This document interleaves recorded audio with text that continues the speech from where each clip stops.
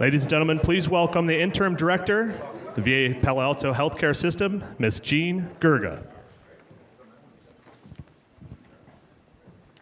Good morning. It is my honor to be the first to welcome you to the inaugural DigitalVA Expo. I hope you were all able to stop at the many displays outside. If not, please find time to stop by and see the emerging technology we're confident will have a long-lasting impact on the way veterans receive health care in the future. Additionally, in this room, there will be a panel to discuss unique tech projects spanning innovative work on va.gov to using virtual reality to treat veterans with PTSD. Following that, we will have a second panel, Bridging the Digital Divide, that will feature VSO leaders discussing the vision for world-class digital experience for all veterans. In short, we will have a lot of smart people discussing how we are changing healthcare in the future. Now, the Secretary wanted to be here in person, but the airlines had other plans for him. However, if you know our Secretary, you know even the airlines cannot stop him from showing his support for veterans and staff. So in the first example of how technology plays a large role in how we provide healthcare, it is my honor to virtually welcome our first speaker, the Honorable Denis McDonough. Before coming to VA, he served as the 26th White House Chief of Staff and as Principal Deputy National Security Advisor.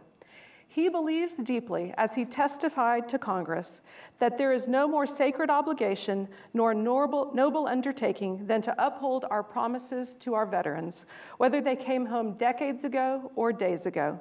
Please join me in welcoming the 11th Secretary of Veterans Affairs, Denis McDonough.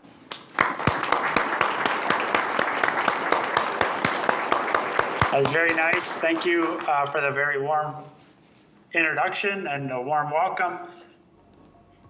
Jean, thank you for everything that you're doing, not just today, but every day.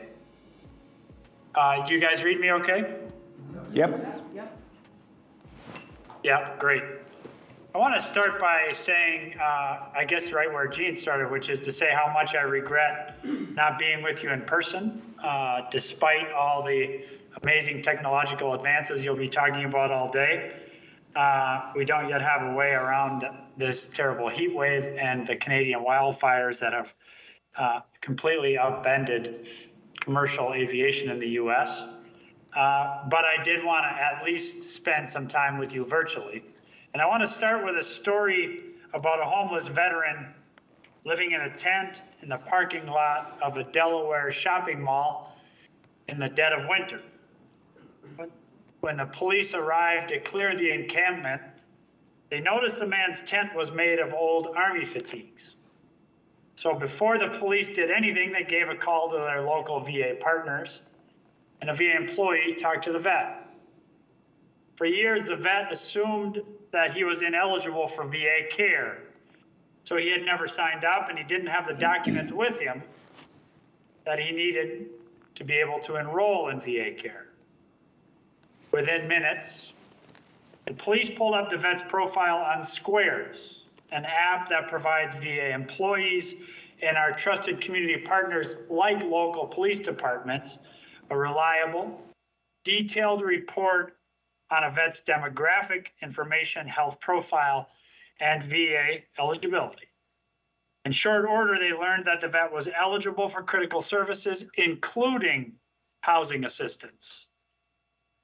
And that information changed everything. The vet's demeanor softened as it dawned on him that the police and the VA were there to help him, a fact that was made clear by that simple technological tool. It helped build trust, that trust that enabled a vet to give VA a chance, trust that allowed VA to connect one more vet with transitional housing and eventually a safe, permanent home. And that's what can happen when veteran-centric programs and people are coupled with new innovations and new technology. The right technology can do a lot for vets. And it's having a real impact right now. in the lives of vets across America.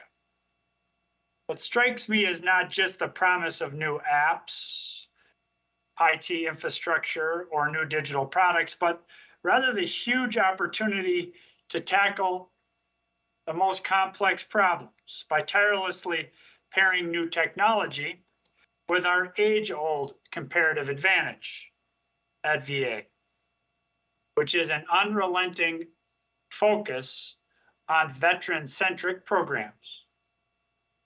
So I'm going to spend a few minutes talking about where we were at VA, where we are now at VA, and where we're going. And what I want you to hear is that technology is a key enabler of the story I tell, but the protagonist in our ability to deliver on the promise of new technology, not the technology itself, it's you.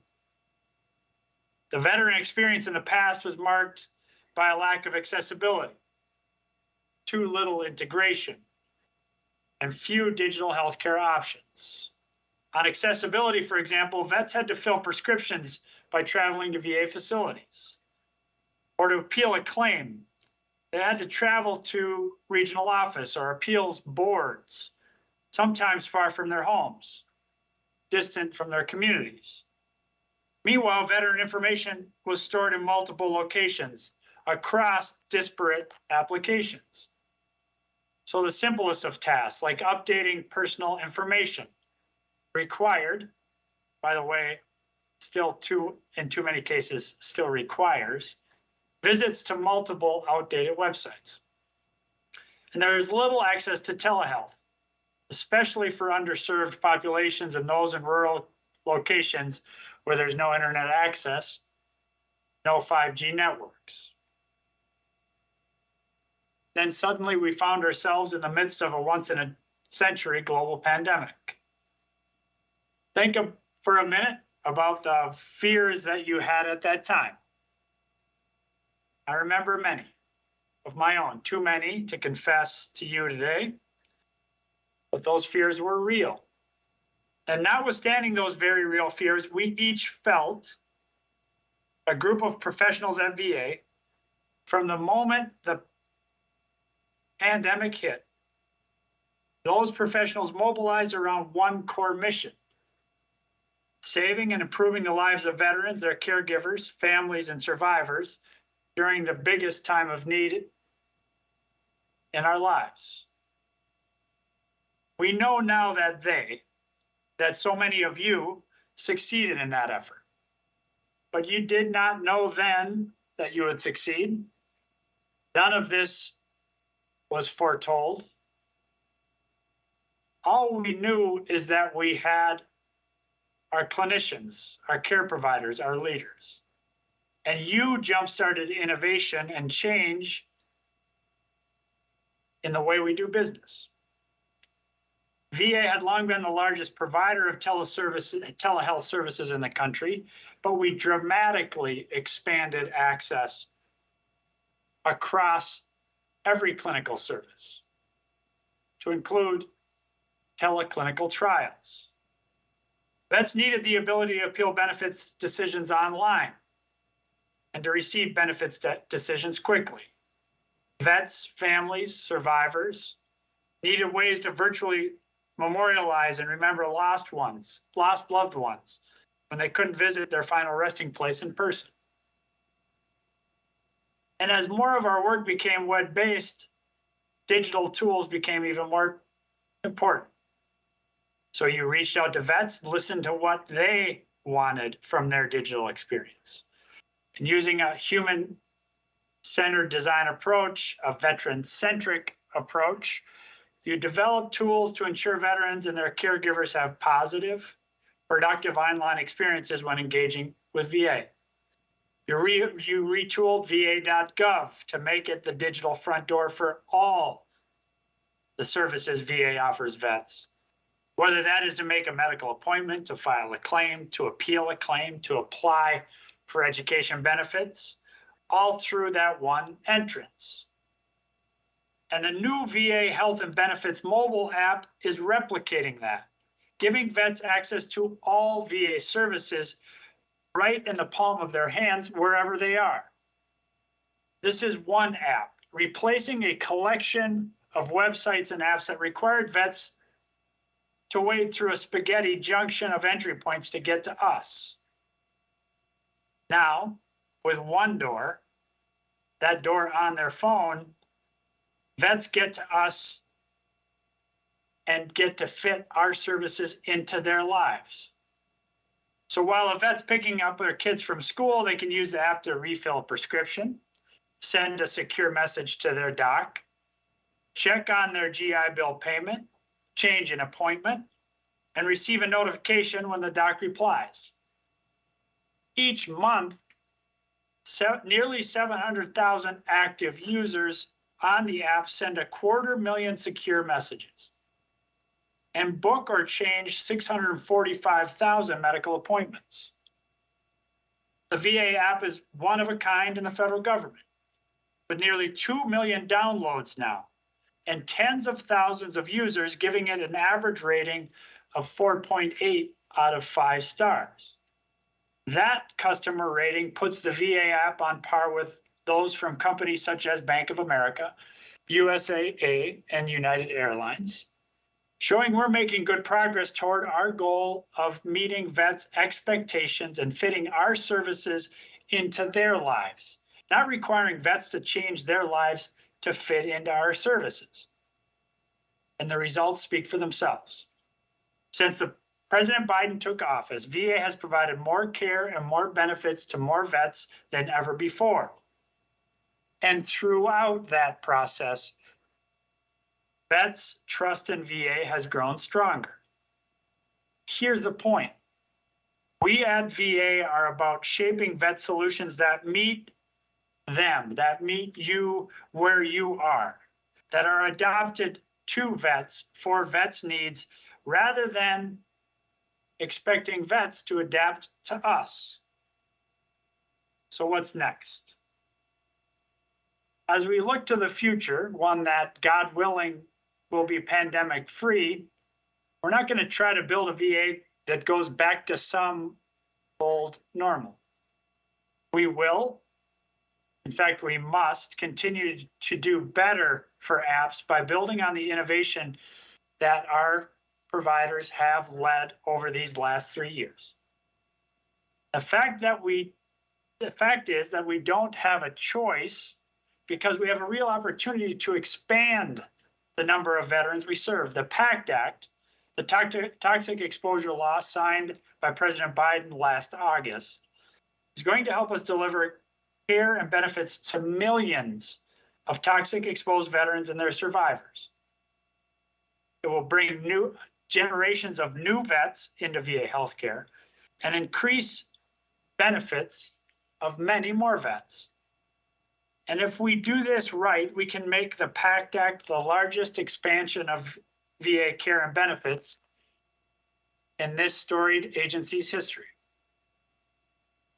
That historic growth will require us to speed up claims processing, to provide more timely, accessible care, and enhance the experience for vets we're already serving. And as we welcome those we've never served before, and those who are giving VA a second chance to get it right for them, we simply have to perform better. This means we need to do IT right, and we need to do it at scale. We have to reduce downtime and avoid IT outages that slow our responsiveness and increase veterans' frustration. We have to continuously protect vets' information and rapidly respond to emerging security threats before vets are put at risk. A good example of which we were briefed on by Kurt this morning at our morning meeting. We have to treat VA data like the strategic asset that it is. Unparalleled data, which includes over 10 billion medical images and the largest genomic research database linked to anonymized health records in the world. We must serve vets with data-driven decisions that make vets' lives better, that saves vets' lives. So we're partnered with industry to leverage best practices in AI, natural language processing, machine learning, robotic process automation technology. That means using automation to help us make better, faster, more informed decisions, improving veteran health outcomes and benefits decisions, while eliminating redundant administrative tasks and workflows and promoting jointness across VA, including with our federal and community partners. We're poised right now to deliver a completely new, fully integrated experience of which the support vets need is just a few clicks away, right there in their own hand. And VA's digital experience not only can be, but very well has to be the most innovative, reliable, and customer-focused experience, not just in government or in the American private sector, but in the world. And most importantly, as I said at the beginning, we have to draw on our fundamental comparative advantage. We need to always make sure that vets are at the heart of everything we do. We must always be the veteran's most zealous advocate. Now, on the technology side of this equation, we're early in this in this journey. But we're excited by the prospects and possibilities these emerging technologies promise to serve more veterans more efficiently, more effectively, more equitably, and more accurately. And at VA, that's what veteran-centric solutions and innovation are all about. Saving lives and improving quality of life. In closing, let me just reflect on something the president often says about serving vets. He says our country's most sacred obligation is to prepare and equip the troops we send into harm's way and to care for them and their families when they come home. The second part of that obligation is ours to fulfill at VA. And it comes back to that promise our country makes whenever someone signs up in the military. It's a promise that's as simple as it is fundamental. If you serve us, we'll serve you when you come home. If you take care of us, we'll take care of you. If you fight for us, we'll fight for you. Keeping that promise to vets has never been more important. The tools we're building at VA are a critical part of our ability to keep that promise. But technology will not do it alone. And we have seen many examples in recent years of the perils of over-reliance on technology and automation, ingrained bias, a proliferation of misinformation, diminishing privacy rights, flourishing mistrust. Here's the bottom line. All the technology in the world won't keep that promise without VA professionals who keep vets at the heart of what they do. The VA team is the best workforce in the federal government, the most passionate, highest performing public servants in the country. Folks who make a real difference in the lives of veterans, their caregivers, families, and survivors. And I'm privileged to call them, in fact, I say I'm blessed to call them my colleagues. And if you're seeking a career of real purpose, of real opportunity, of service, I hope you'll consider joining this great team. VA's vision for transforming the veterans' digital experience is urgent, and it's personal for all of us. But don't take it just from me. Take it from some of the vets we have the honor of serving. Please roll the video.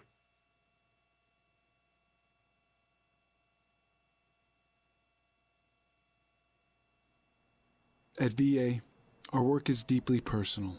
The technology experience that veterans receive from VA is too. We've gathered a few of their stories to share ahead of a larger project coming this summer. Here's a preview.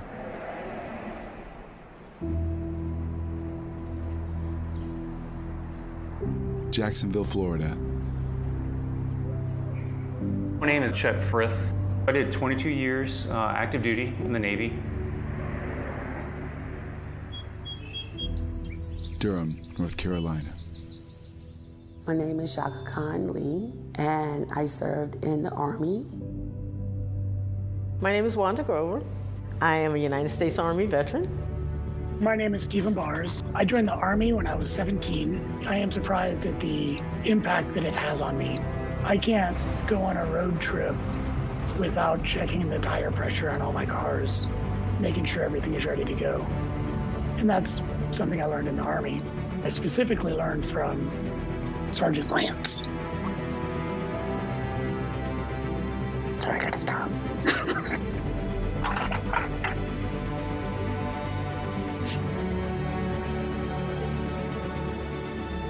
This is just a PowerPoint presentation. So accessibility, it'll say good to go or if not, right? I use the VA for all my medical needs. In the end of the day, I care about a couple of things. I care we understand the system deeply and we are driving operational excellence. I have really regained a lot of trust in the VA's ability to deliver really good software that's performant, it's reliable, it's what veterans need. It's designed by veterans through usability studies, and it works.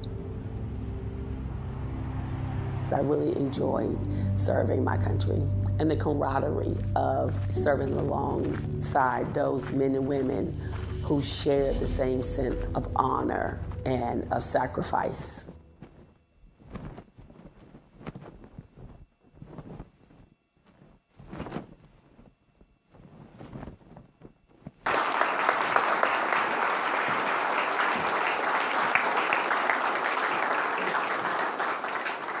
Well, thank you, Mr. Secretary, and thanks to all of you for being here today. It's great to see so many supporters of the VA and of our mission, which, as the Secretary said, is really sacred to us. I hope the video shows you some sense of the impact that tech has on the lives of veterans and how it is personal for all of us. We take this mission very, very seriously. It is the best mission in all of the federal government. Obviously, we're biased, but we honestly believe that. And it flows into everything we do in terms of serving veterans, in terms of building excellence in the technical solutions that we build and deploy from a veteran-centric perspective.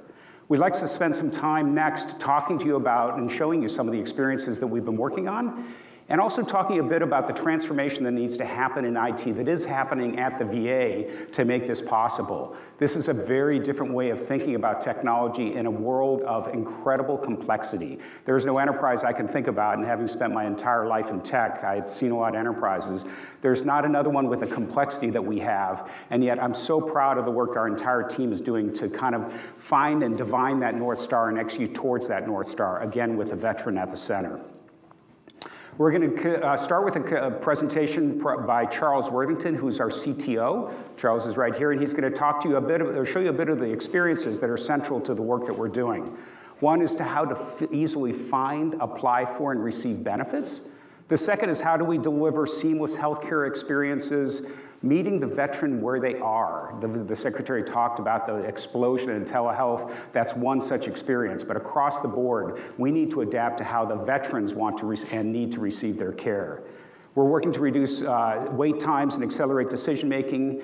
And across all of this, deliver on our sacred mission by keeping the veterans' data safe and secure as we're doing this great work. So with that, I want to hand it off to Charles, who's going to walk you through some of the experiences. Charles. Thanks so much, Kurt.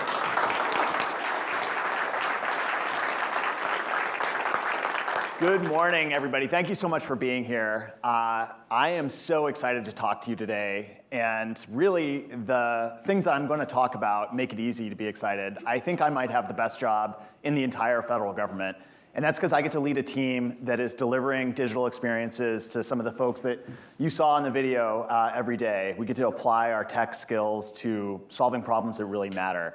I know I've got some techies in the audience that maybe are thinking about a career change, and I am really excited to show you what that would look like. What makes this awesome is that we get to build products for veterans. We keep veterans at the center of everything that we do. And we are really trying to do 4 things, as Kurt mentioned, for the digital experience for veterans. So to break it down, number 1, we want to make it really easy for veterans to find, apply for, and use the services that they've earned. It's been too hard to do that in the past, and we're really making that a lot easier. The second is we are really trying to use digital experiences to make healthcare delivery different than just go to the office, the doctor's office, once or twice a year, and that's it. Digital experiences allow us to have a much more in-depth and personal healthcare relationship with our patients. Third is we can use digital experiences to really speed up the services that we're giving to veterans. We want to reduce the amount of time people are waiting. And we're going to do all of this while protecting veterans' data with best-in-class security. The first of these goals is actually harder than it sounds, because VA is a huge place. There's 400,000 people that work for the VA. To put that in context, that's about 1 in 1,000 Americans, more than 1 in 1,000 Americans. It's a really big place. We've got dozens of program offices, lots of services that are delivering everything from homelessness care to spinal cord injuries to disability compensation and GI bills. It's a big, complicated place. And the magic trick we have to pull off with our digital experiences is to hide all of that complexity from veterans and make it really, really easy for them to navigate those services. It all has to start on a really good web page, a really good homepage, and that's va.gov. And we have over 16 million unique visitors come here every month to do something. Everybody is coming to this website with a task in mind. And our job over the past few years has been to modernize this homepage to make it really, really easy for those people to find what they are looking for quickly. Get them to the top tasks that they are looking for. The homepage was actually just refreshed earlier this month. We're already seeing a lot of positive feedback from veterans on the new look and feel. This is the entry point into all of the services that VA offers, and it makes it easy for people to get to them. We're not just stopping at a web page, though. This is the chatbot we launched in beta earlier, about a year ago. This allows veterans to enter in plain language text to navigate all of that information and get a personalized pointer to that information. We've also recently added the ability for veterans to interact with this bot to check the status of their claim. And coming later this year, we're going to allow people to refill their prescription using the bot interface as well. So we're always looking for ways to improve the way that people navigate these services. But it's not just learning about. This is also a place where people come to do things. There's 41 million transactions per year processed on the va.gov platform. And it starts in a lot of cases with forms. VA forms, if any of y'all are veterans, you're probably familiar with these. They are not the best. They can be hard. And applying online used to look like this. This was the GI Bill education benefit form not really that long ago, just a few years ago. It's a pretty hard to read form. It sort of looks like something maybe from the 90s. And now applying for GI Bill benefits and for every other benefit looks like this, a more modern, streamlined form. If you log in, it'll pre-populate a lot of the fields for you. There's over 37,000 veterans last month used this form to apply for their GI Bill benefits. It's a big improvement on the past. We've also really tried to make it easy for veterans to find exactly the right form that they're looking for.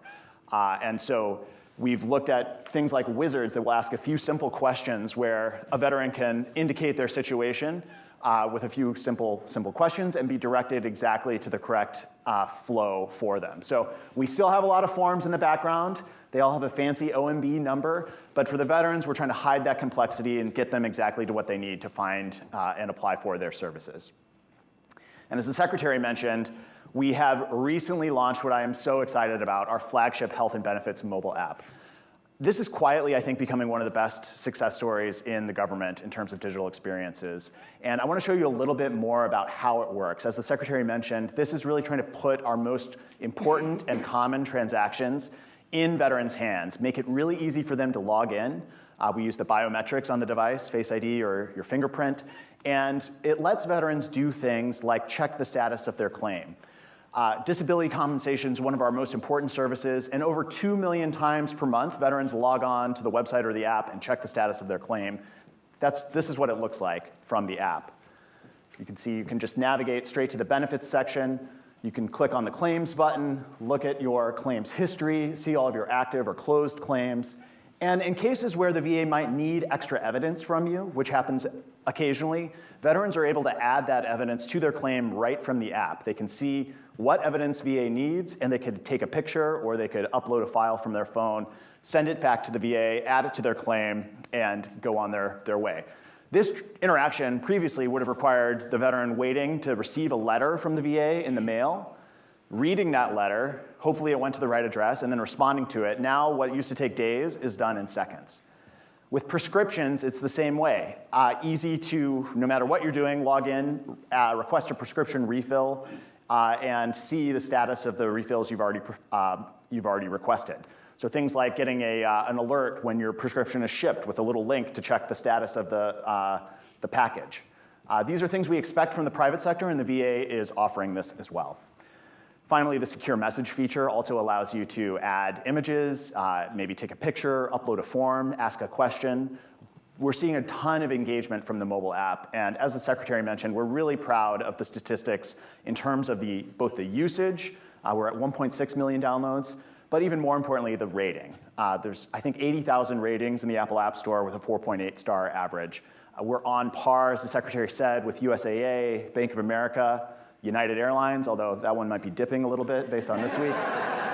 And even Amazon has a 4.8 star rating in the App Store. This is what we are trying to achieve, is delivering an experience that meets veterans' expectations for a high quality, professional experience. And our mobile app is able to do that. We're also using digital experiences, though, to improve experiences in unexpected ways. Our Veterans Legacy Memorial product allows people to look up, oh, I'm sorry, I'm a little ahead of myself. Allows people to look up a gravestone and get more information about the veterans that are interred in one of our 155 national cemeteries. They can even add pictures, they could add documents. If they're researching maybe a veteran from the Civil War, they could add information about that gravestone. It's a really interesting way to connect the offline experience with the online, which is very, very, very cool. In the healthcare space in particular, that's probably one of our most exciting opportunities to use digital experiences to make things better. And it starts with telehealth. That's probably the most obvious example. VA had a leading telehealth program before the pandemic, but in those early months of the pandemic, we had to scale that program even more. In fact, the usage of our telehealth increased 1,400%. So it went up 1x, 2x, 10x, 14x, just in a few months. It was really incredible for all the people that were working on this product and for the clinicians that were using this to treat veterans that had maybe never used telehealth before. It looked like a hockey stick. It was scary, but it worked. It helped VA provide excellent healthcare in those early days of the pandemic. This has continued, though. I just looked up the stats. March of 2023, we did 900,000 telehealth visits. A lot of veterans are receiving part of their healthcare. In fact, a quarter of veterans receive part of their healthcare using our telehealth capabilities. And this is a really important way to meet veterans where they are. As I said, we want to make it possible for people to not have to leave their house and come to a facility just for every appointment. They might have a reason that they need to do it more quickly, especially for veterans in rural communities, as we're going to hear more about in one of the panels later today. Bridging that digital divide makes it really important to put specialty care and all sorts of healthcare right into their homes and even into locations that might be near their homes.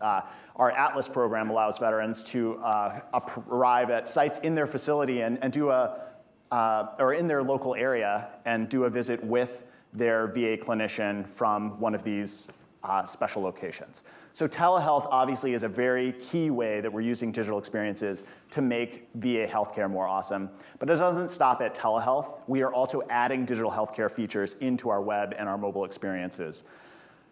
We mentioned the prescription refill feature of the mobile app. There are over 8 million prescriptions requested every quarter by veterans using a tool like this. And it's not just the ability to request it, you can also look up and remind yourself which prescriptions do you have and get more information about them. This is just part of a bigger effort that we're undertaking this year to really modernize and improve VA's online healthcare portal, My Healthy Vet. My Healthy Vet is one of the nation's probably the most used and most well-loved patient experience. Over half of our patients in a given quarter log in to our patient experience tools. And if you know anything about healthcare, that's actually a startlingly high statistic. That amount of digital engagement is not seen in many other private sector healthcare settings. We are giving the My Healthy Vet tools a refresh starting this year. They're going to have the same features, but an easier look and feel, and a lot of those features will also be available in the mobile app. So that's just one of the ways that we are improving digital healthcare in the coming year. We also have a really exciting program called the Lighthouse API program.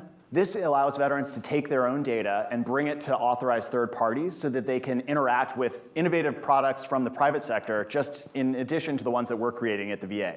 So if you are a developer in the crowd, you want to check it out, go to developer.va.gov. You'll be able to see all of the APIs that we provide. But from a veteran's perspective, this allows them to link their health data to something like the Apple Health app, or to the Be Well app, or any one of a dozen or two authorized third-party applications that have conformed to the Smart on Fire standard. This is a really important way that we're empowering veterans with their own data, and we're really excited about what's to come in the API program.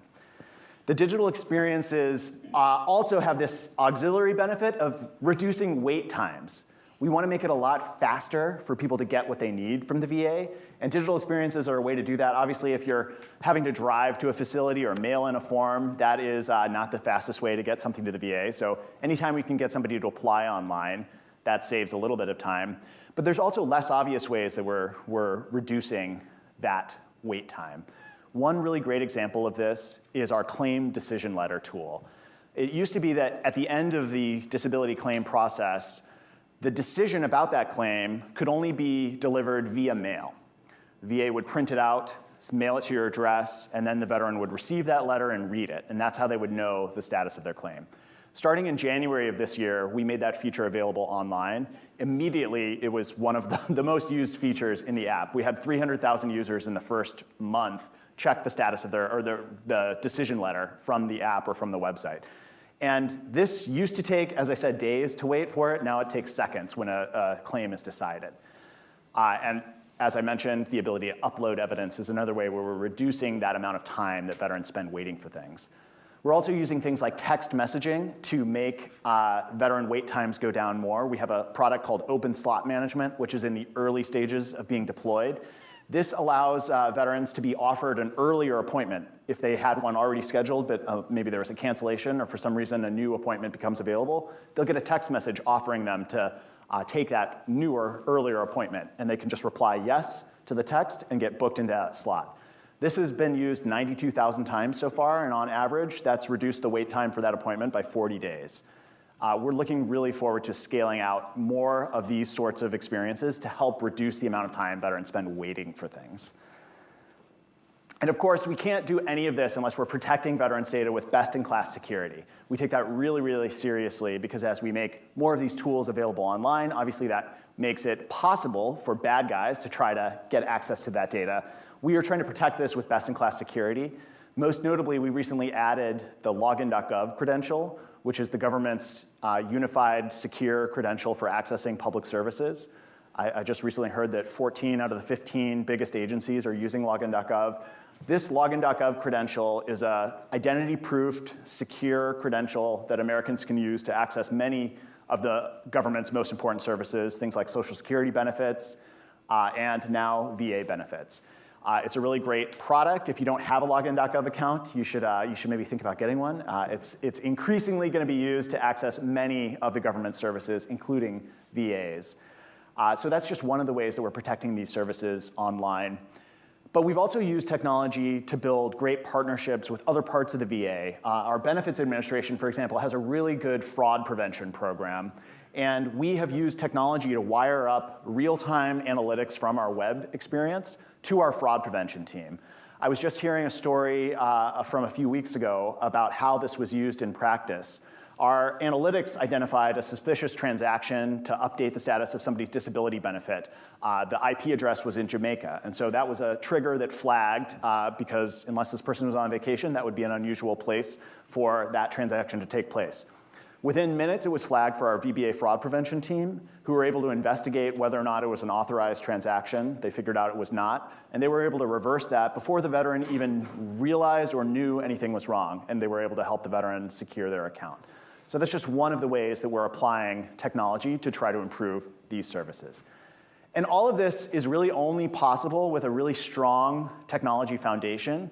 The way that we deliver software has to change and improve, and that's one of the things that our CIO, DelBene, has really focused on doing across the VA enterprise. It's what makes it possible for teams like ours to deliver products like these. So Kurt's going to come up and tell you a little bit more about that transformation. Thanks, Rob.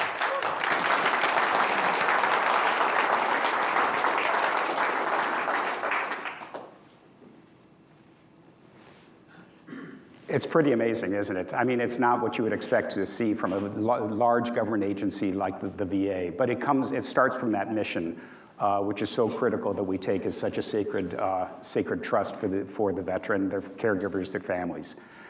This is an incredibly complicated place.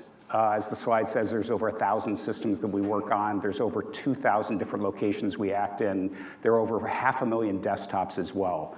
It's a complexity that's unrivaled probably in industry anywhere. And if we're going to do this well, we need to transform and think differently about IT. This cannot be a place where we acquire systems, we run systems, we update systems. This has to be a place that operates different. The paradigm for IT, for modern IT, has to shift. And we have a goal which is very simple. We want to be the best IT in the federal government, bar none. And we're going to do that by actually changing the way we do things. I tell people that it's more like acting like a product group. We have products that we deliver to end users, to veterans, to the administrations, and we need to think about 4 different things as we do that. We need to be vision-led. We need to think about where we're going, and we need to have a very clear path as to how we're going to get there. We have to be relentlessly focused on operational excellence. This is the core of what an engineering team does, and we are super focused on that. We need to create delightful end-user experiences, some of the ones that you saw from Charles demonstrate, but it has to be a goal across each and every experience that we deliver, and I'll talk a bit about that. And then we have to double down on our people. This has to be a great place for you to live your tech career. This has to be a great place for you to help provide for your family, to grow your experiences. You have to have a delightful experience yourself when you're here. So let me talk a little bit about what this means to each of us. I'm very passionate about the notion that we need to be vision-driven as an organization. Think about this. We are the largest integrated healthcare provider in the United States. We're the largest benefits provider in the United States as well. We have the opportunity from that perch to define the future of digital health, and that's how we see our role. We work in concert with Sharif and his staff in the VHA to define what digital health looks like. We work with Josh Jacobs and his team on what benefits administration looks like in the future as well. We work with NCA to do the same thing in terms of memorials. And then we connect that with a roadmap that shows a multi-year execution, but then we deliver on that on sprints, as one you would think about doing as a modern development organization does. Always iterating and changing that North Star because it's going to change over a period of time, just as a modern product group would do their work. And then the final thing is we have spent a ton of time connecting this to resource allocation. I tell people that every dollar that you're given is a dollar for our sacred vision, but is given to you by the taxpayer to be used to good effect. And so we make sure that our spend across this vast organization is well prioritized. We do things like figure out what is it we want to double down in and need to double down in. What do we need to stop doing? Because that ship has sailed. That's no longer a priority for us. And then there's a bunch of stuff. We are in a resource-constrained environment. And so we need to be super, super rigorous about the stuff we are not doing. And as resources become available, what is it that we need to take from that list? We talk about the 1 to N list, which now we publish to Congress as well. And we can tell you in ranked priority order what's the most important thing that we're not getting done so that people can see what that is, what's the cut line, and what's currently below the cut line. So hopefully you get a sense of that rigor in terms of defining where we're going and what our North Star is. The second part of this, and this is really what the bread and butter of great engineering is, it's about a relentless focus on operational excellence. We get together each and every morning to go through every single incident that occurred in the last 24 hours. what the root cause was, whether this was something where we did it to ourselves versus something where there's a product defect. We figure out what the root cause analysis is. We figure out how we're going to fix that, how we're going to move forward, what does it say about our processes that we're going to get better on in the future. So it's a constant turn of the crank to get better and better and better, relentlessly, day after day. And that's what great engineering is. Everybody who knows this as an engineer thrives on this kind of environment. And that's the environment we're creating within OIT. We take that to security as well. We are very focused on a zero trust architecture. I think it's a very good framework for thinking about your priorities in security. We then break that down. What are our biggest vulnerabilities? What are the places we feel most concerned about it? Is it least privileged access? Is it knowing the people that are on your network? Is it making sure those devices are actually stable? Is it and well known and have antivirus working on them? Is our telemetry good? Is our time to recover or to detect an incident, to recover from the incident? Is it as strong as it should be? We again have that same sort of operational rigor when we talk about security as well.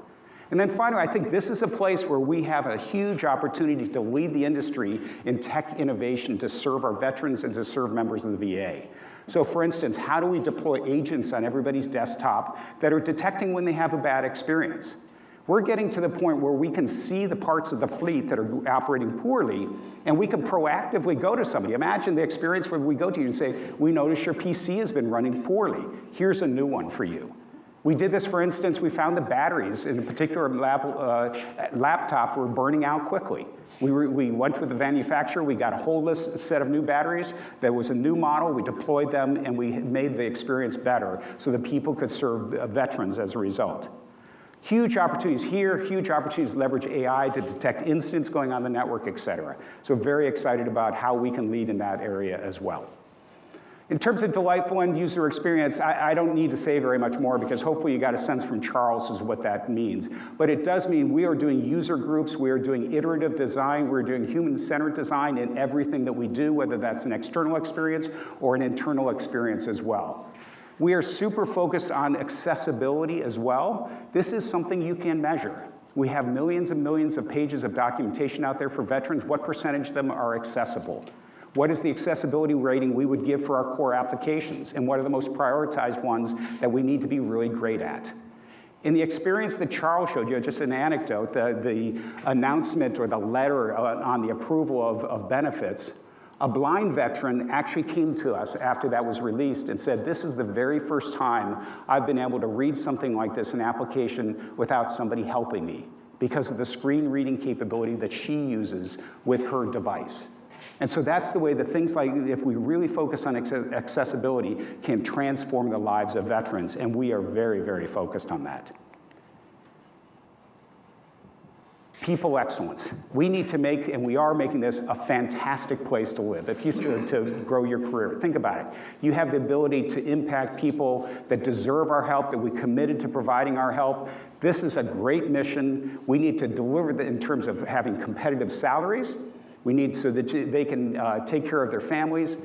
When you join the VA, whether you're early in your career or whether you're mid in your career, you need to know what the next step is in that career. How am I going to grow my skills to take the next step in terms of my career trajectory? That needs to be clear along the way, and we're doing career stage progressions that allow people to see what those roadmaps look like. And then we want to be a diverse team that represents the people that we serve. And we want to have this be an environment where everybody can do their best work because they feel supported, they feel like their opinions matter, they feel like they can express their opinion without fear. And so that's the kind of team we want to build, and we're very, very focused on people excellence as a result. Hopefully you can get a sense this is a massive transformation. It's a hard enough thing to do in a smaller IT organization. It's an incredible challenge to do at the scale that we're doing it at.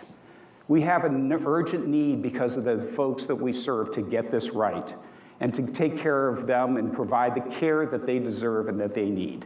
And this is extremely personal to us, as you can see from the team, members of the team that you see behind you. I wanted to close by coming back to the video that you saw earlier.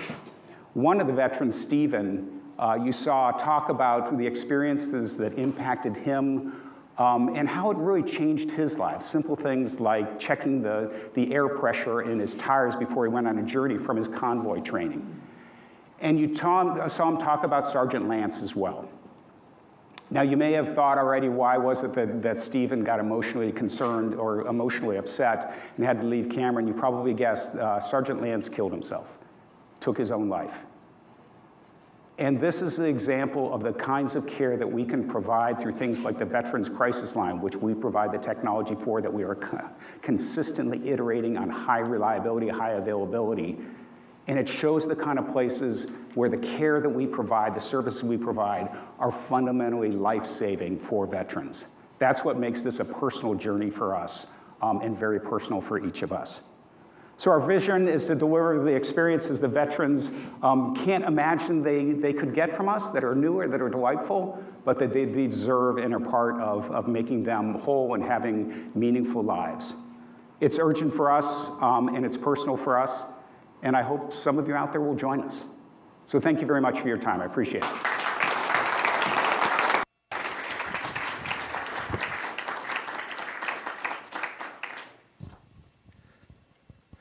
All right, thank you, Charles and Kurt. We're going to take a break, 10 minutes, and then we'll be back with a VA Tech panel with Mr. John Borsler. Thanks, everyone.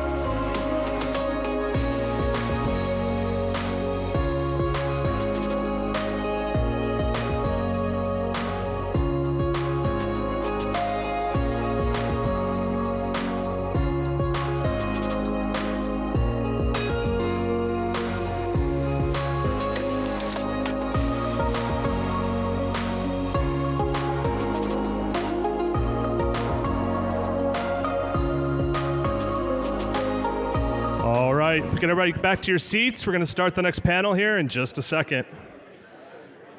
If we get everybody back to your seats, thank you.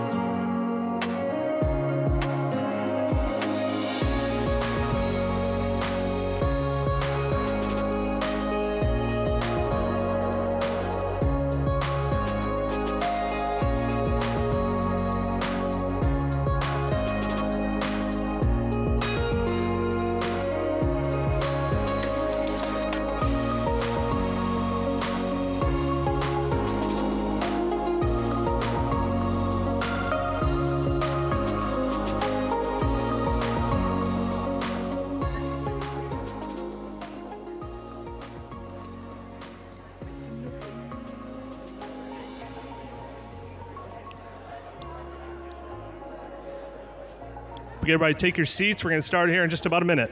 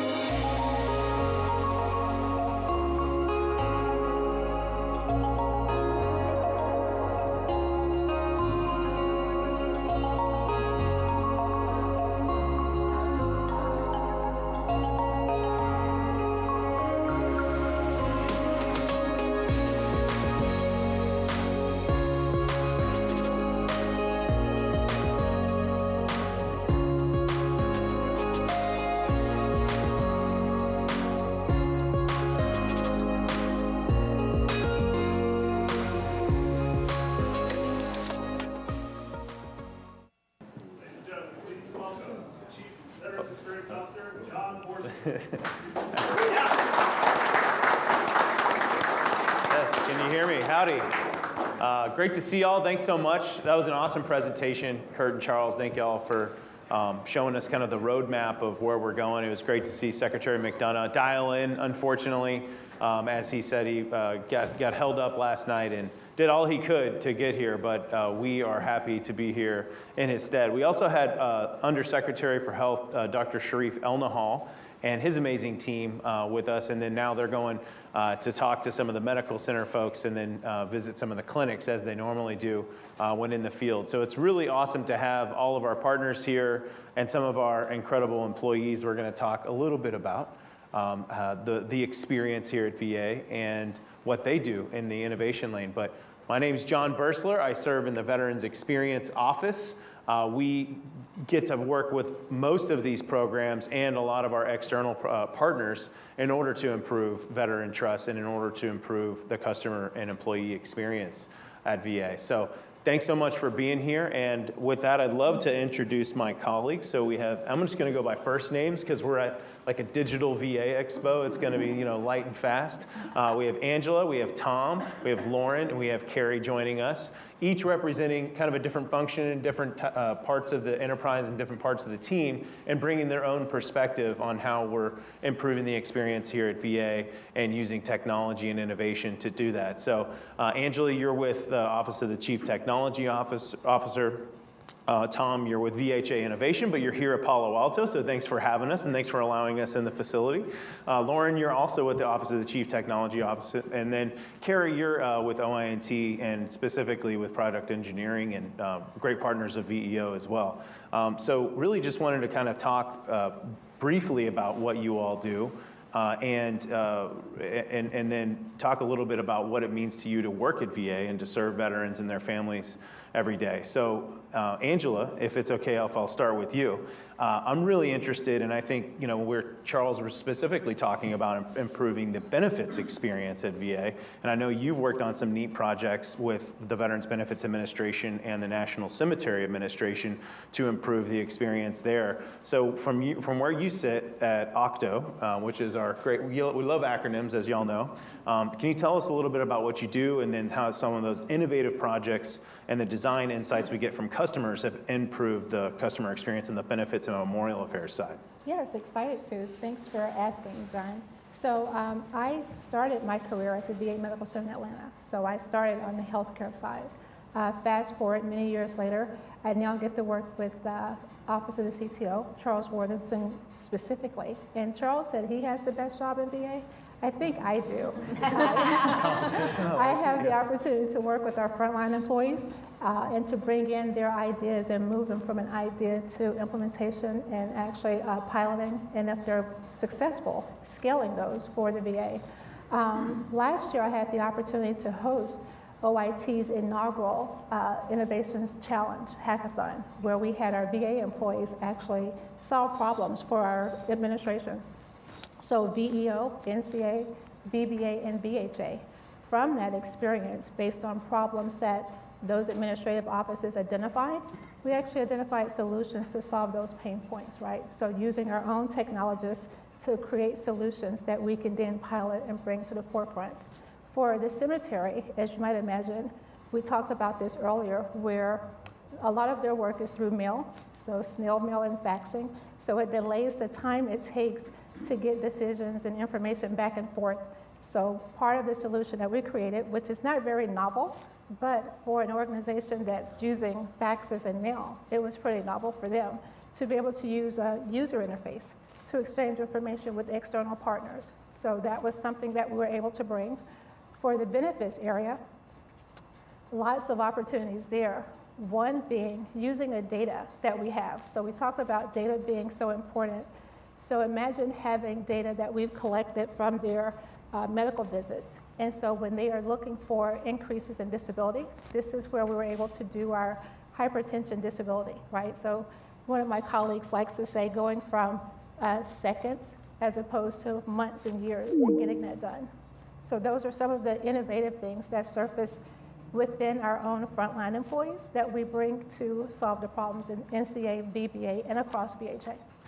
Yeah, and I mean, as a veteran myself, when I filed my claim for sinusitis and rhinitis last summer, and it was more like TurboTax than I ever thought it would be, and because I did it all on va.gov. And I'm not trying to say that because Charles is here, but it was phenomenal. And some of the use cases that you mentioned to make it so much faster and easier to get the response, not only to apply, but then get the updated response. And I think it's been an incredible innovation to improve and increase access and improve outcomes, but also improve the experience for veterans and their families, especially with so many different expanded benefits and care that veterans are now eligible for, given the PACT Act that the Secretary mentioned earlier. Yes. So, and if I can add, not only does it improve the experience for our veterans, but for our VA colleagues as well, right? So they're not having to handle manual paper and data entry. We're actually using technology to give them the data that they need to actually do their jobs. So relieving some of their administrative burden. It's awesome. Well, and it's so good that you've had such an incredible experience at VA, and we'll come back to that in the next round. You know, starting at the medical center and now being in the Office of the Chief Technology Officer, and that experience you can draw from so many thousands of insights and just working with veterans and serving veterans your whole career. So thank you for your service. And Dr. Osborne, Tom, welcome to the panel, but then once again, thanks for having us here. You're with the Veterans Health Administration Innovation Team, and y'all are doing some incredible stuff, not only on the hardware side, but also on the software side. So anything from virtual reality and the application of that to improve the patient experience and the employee experience, to wearables and the integration of that into our profile. Can you talk about some of the cool innovations that we should be on the lookout and some of the stuff that y'all are doing right here in Palo Alto? Oh man, geez, how much time do we have? Yeah. No, thank you so much. You know, I want to go back a step. Angela is amazing. We work together, and she's so much fun. And she mentioned she had the best job. And then Charles said he had the best job. Well, I got to tell you, I have the best job because I get to do all this stuff with so many amazing people and to connect and collaborate and bring together tools to help us solve this mission that we have. And you know, like, I feel so privileged to be here. It's so exciting that we're all here in this space today, but also in this country. And to be able to do the things that we can do together to solve these problems is really possible because of the strong military we have, the greatest military in the world, and staffed by patriots that fight for people that they've never even met before and willing to risk their lives. And so our mission, our purpose, our drive is to help create the best, most advanced healthcare solutions possible for our veterans, to give back, to make good on the promise that we heard about earlier. And so what I'm most excited about, it's a great question, is doing that, is solving problems to address the gnarly, like really intractable problems, and using technology sometimes to do that. We're technology agnostic, but sometimes we work with other people to bridge gaps, and sometimes we do it ourselves. Sometimes we work throughout the VA. We work with the CTO office, with Angela and Charles and so many others. We work across VA with surgery, with clinical care, frontline, with administrators all over the place. And together, that's where the solutions happen. And it's not just one person. Healthcare is a team sport, and it applies to technology as much as anything. And I think particularly so, the most appealing and exciting thing about technology is it's scalable, right? That's awesome. Like, we can solve so many problems. But with that is a huge responsibility to get it right, because the stakes are high in healthcare. So you asked me what I'm most excited about. That's what I'm most excited about. But if you want to sort of dig a little bit deeper into specifics, it is the ability to transform healthcare. You know, that's really our opportunity, but it's more than that. It's a responsibility. It's a responsibility for our veterans, because they deserve it, and because of everything that we can do because of them. But it's also because what we do at VA, the largest integrated healthcare system in the United States, what we do and what we solve here with the complexity and the tools that we have, that has a potential for far-reaching positive impact, not just for our specific mission, what we're focused on, but for the rest of the country and perhaps the world. And so those are the types of things that really galvanize us, that get us up early in the morning and work late at night, and to climb that mountain and to really pull together, because we have so much potential.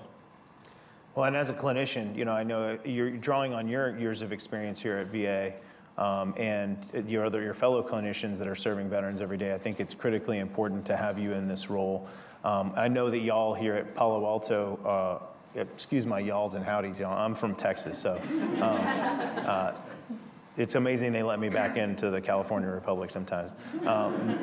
You know, one of the cool, I know y'all are one of the pilot sites for our virtual reality inpatient discharge experience. And so what we've done is basically taken, we saw a lot of insights from patients when they were being discharged from hospital settings, because of the lack of communication and understanding and managing expectations of when they would be actually discharged and when their family could be there to pick them up. And so we actually built a VR experience, and now the clinicians and the staff are going through that VR experience to see what the veteran feels and goes through during that, so that we can then improve that experience. And so it's really neat to like really dig into what y'all are doing on the innovation side and see what comes next and how we can improve that patient experience for the Veterans Health Administration. And Lauren, I know you, coming as a deputy CTO and focusing on healthcare in your portfolio, you've got so many different projects you cover down on, many of which we kind of reviewed here in the opening presentation with Kurt and Charles. But what's next? You know, what are you most excited about, and what can we expect to see in the coming months and years? Hey, good morning, everyone, and thank you. So I see healthcare, and I think healthcare is, if you boil down and take away all of the technology, it's a conversation between the patient and the provider. And so I see our role in the Office of the CTO Health Shop as facilitating that conversation. And as we've heard this morning, that conversation is increasingly moved online. It is increasingly moved in a way that veterans can participate in that conversation with their providers from where they are, from their home, from their local Walmart, if they're using the Atlas program. And so my job is to help make that possible. You heard about the MHV on VA.gov project, and we're really excited about bringing the patient portal, VA's beloved patient portal, into VA.gov, making it a lot easier to blur the lines between the benefits experience, the education experience, claims experience, and the healthcare experience, so that, again, veterans don't need to know how VA is organized to be able to access and manage their healthcare. And for them, it is not siloed experience. The claims actually feel not all that different from healthcare because they're similar and similarly related. Some of the stuff that we're really excited about and working on next is to start to look at the bridge between that in-person experience when veterans are going into the facilities and when it comes back out to being a digital experience. And how do we make that as smooth and seamless as we possibly can and make it as easy as possible for veterans to make an appointment, to get an earlier appointment if they need one, to be able to complete all the pre-visit forms online before they have to go, to check in. You may have seen, if you came in through the wrong entrance, like some of us did this morning, that there is a check-in button in the front, there's a check-in screener in the front of the VA medical centers, and that's something that our team built, right? But the way we built it is by coming into in-person and being in the facilities and seeing the difference, seeing how the digital interacts with the in-person.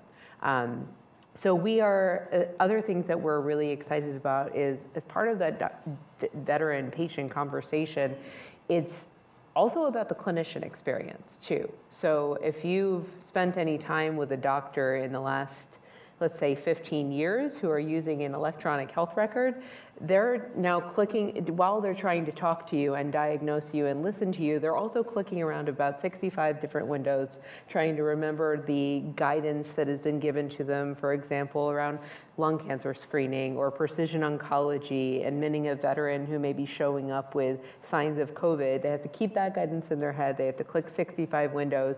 They have to keep up a conversation, and that's burning them out, right? And so one of the things that we're working on is a clinical decision support platform that will work in our Vista and our Cerner EHRs to try to enable doctors have the data that they need in their fingertips at the right time to help them facilitate making those decisions. So I am really excited about continuing that conversation and taking moves where we can to use even the simplest technology that we have available, SMS, to make appointments faster, chat, to make that appointment experience feel more natural and less like a form, all the way to making it as easy as possible for our doctors to deliver that care.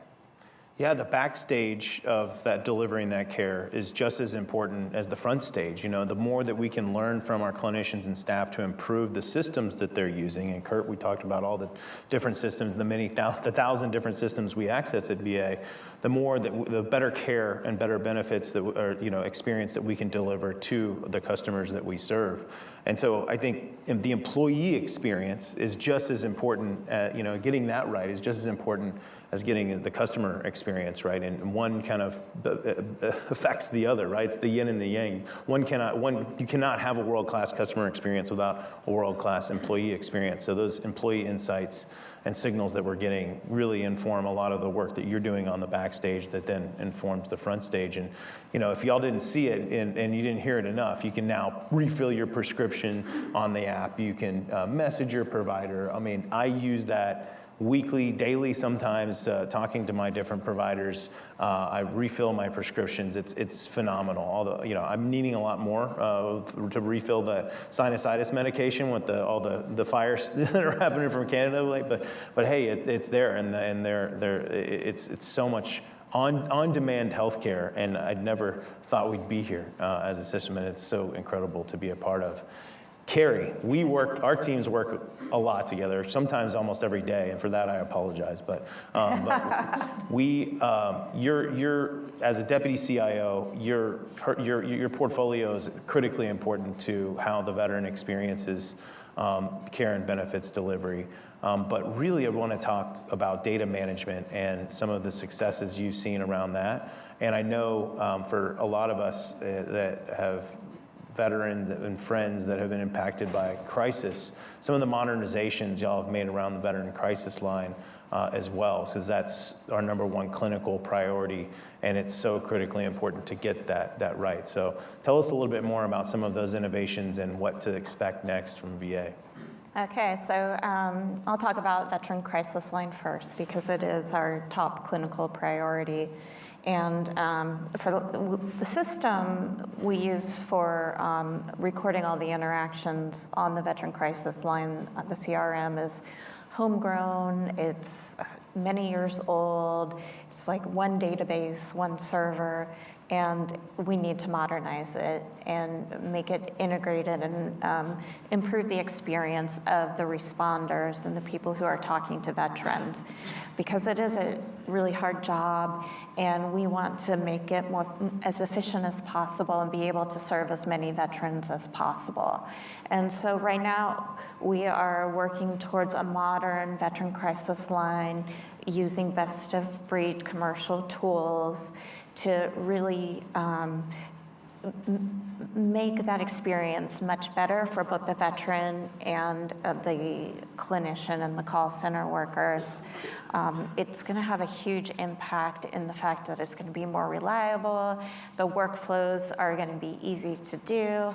We're going to have it integrated with other services that we do, and really being able to impact veteran suicide is one of the things that gets me up in the morning and brings me to work. Another use case that we have that has really helped with veteran suicide is the Reach That program. And what that is on our data platforms, we've created this use case and this model where they can look for veteran behaviors that put them at risk, or that can indicate they're at risk, which is missing appointments, not refilling their prescriptions.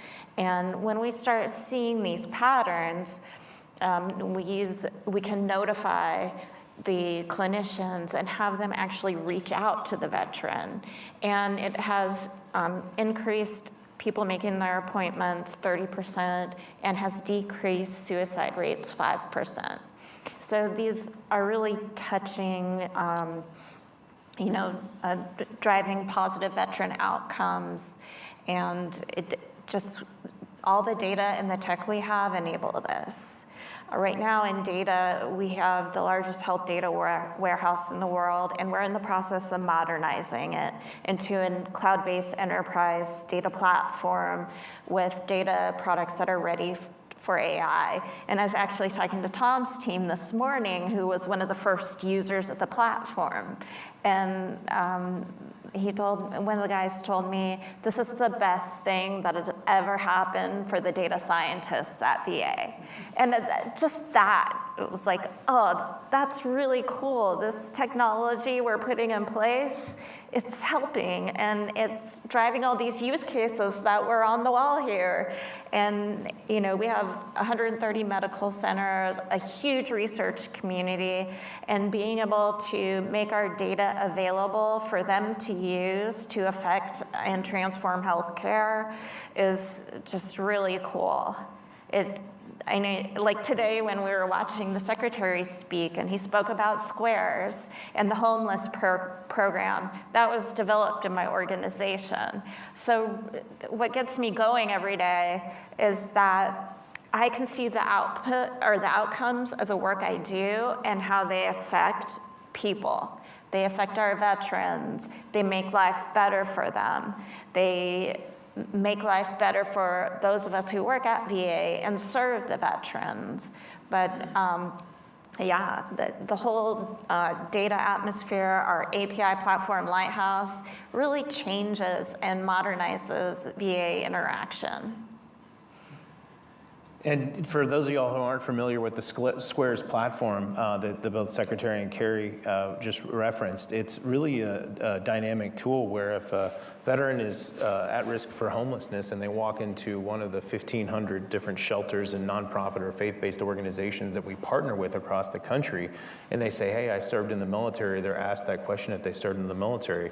The folks can have access to our system that work there. They can automatically look up the veteran name and verify that they did in fact serve in the military, but also determine on the spot if they're eligible for VA care and then get them enrolled in the system, which we know leads to better health and economic outcomes. So it's really incredible to be able to connect veterans in such a way with our partners, and we really can't do it without our partners to help us reach that scale that we need to serve veterans and their families across the country. And so Angela and Tom, I heard y'all talk a little bit earlier about how you all work together, with Angela being at VA Central Office and Tom being here at one of the facilities in the field. Tell us a little bit more about the collaboration between your offices and what I would like to refer to really as the secret sauce of how we all work together. And Carrie and Lauren, I'll ask y'all the same thing about how your offices are collaborating next, but I'd love to turn it over to y'all because y'all have such a great relationship and partnership. So.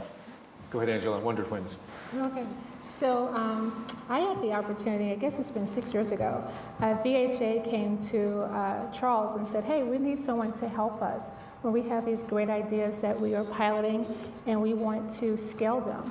How do we do that? And so working with Tom and others, we were able to create processes that we follow that puts kind of a framework around the passion that comes from the front line and bringing in new technologies and doing it safely and securely, testing it out and using data to do that. And so over the years, fast forward, we've had many opportunities to collaborate both internally in VA and with our industry partners, trying things at no cost to test them out.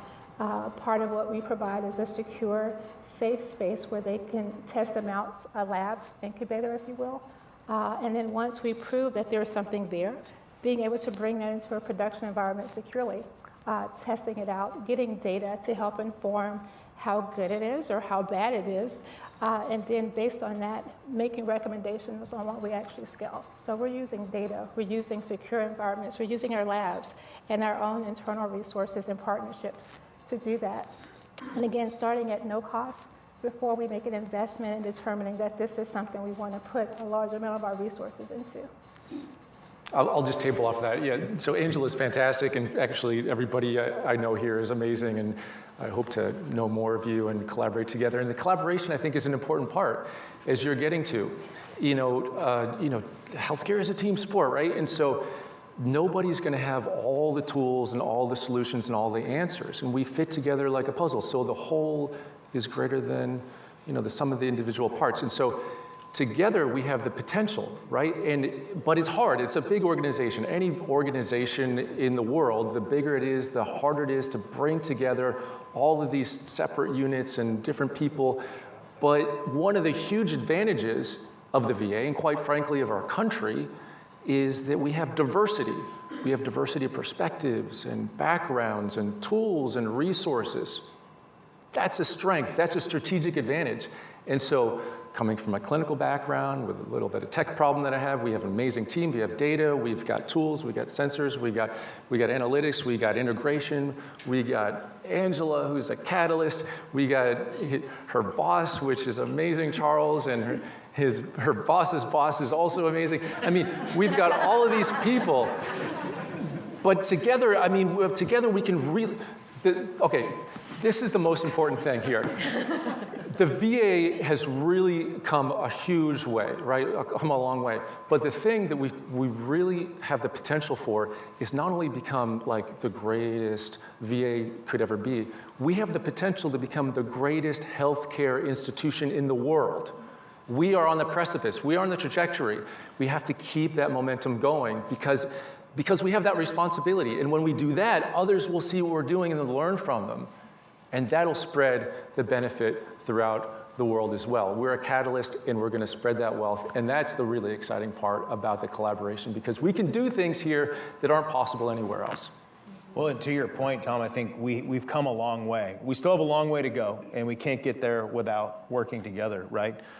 We just released some data that I would think back up your assertion that VA's, on the healthcare side, has really come a long way and is one of the best in the world. And with the HCAP survey, which is a survey sent out by Medicare to all healthcare institutions across the country and the patients that they serve anonymously report back their experiences, and 71% of VA healthcare facilities received a 5-star rating, which is the highest rating you can have. And then when you compare that to the private sector healthcare, only 41% of private sector healthcare institutions got a 5-star rating. So it's incredible the progress that the Veterans Health Administration and VA writ large has made. But we still have a long way to go, and we can't do that without using the insights delivered to us by the customer, delivered to us by the employee, delivered to us by our stakeholders and partners. And on the innovation side, before I switch back over to Lauren and Carrie, if you have a cool idea, you want to do something innovative and partner with VA, go to pathfinder.va.gov and submit your idea via the platform. It's a really cool user experience from my perspective. But that way you can get into our innovation ecosystem and someone will reach out, whether it's a benefits-related innovation or a healthcare-related innovation or a memorial-related innovation, someone will reach out. So check that out. Lauren and Carrie, y'all work together often and your teams work together often. Tell us a little bit about that collaboration and how that works and how you also pull in other experts from the field to make that work. I love working with their Lighthouse team. I just want to say that. The Lighthouse team is being able to sort of map the veteran and now clinical front-end experiences to leveraging the power of their APIs and the power of their data has been able to us to sort of push the boundaries on what we've been able to do. So an example I'll give you, in the 1010 Easy is the application for healthcare that veterans have to fill out. And the original application, which not that long ago was just a paper application and really long to figure out, had lots of government speak. We digitized it a couple years ago, and now veterans could fill it out online. But it's still long, right? It's still quite long. And so one of the things that we did just last year in working together with Carrie's team was to be able to leverage the data that we know about veterans through their claims. Do they have a 50% disability rating? If they do, we can cut out a huge chunk of the form. You don't even have to fill that out. We can just narrow the form, make it a lot easier to get veterans enrolled. And as we work together, we're looking to do more and more of that. What can we do where we can take advantage of what we already know about a veteran to make it easier for them to access and manage their benefits? Yeah, and you bring up what we know about a veteran.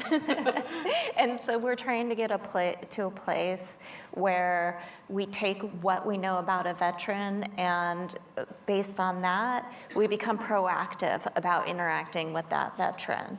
So Charles mentioned the disability decision letter, and collaborating with both Lauren and Charles's team and my team, we've developed an event-driven architecture where we can push the updates out to va.gov in the mobile app, and they can notify the veteran, and that's collaboration between our teams.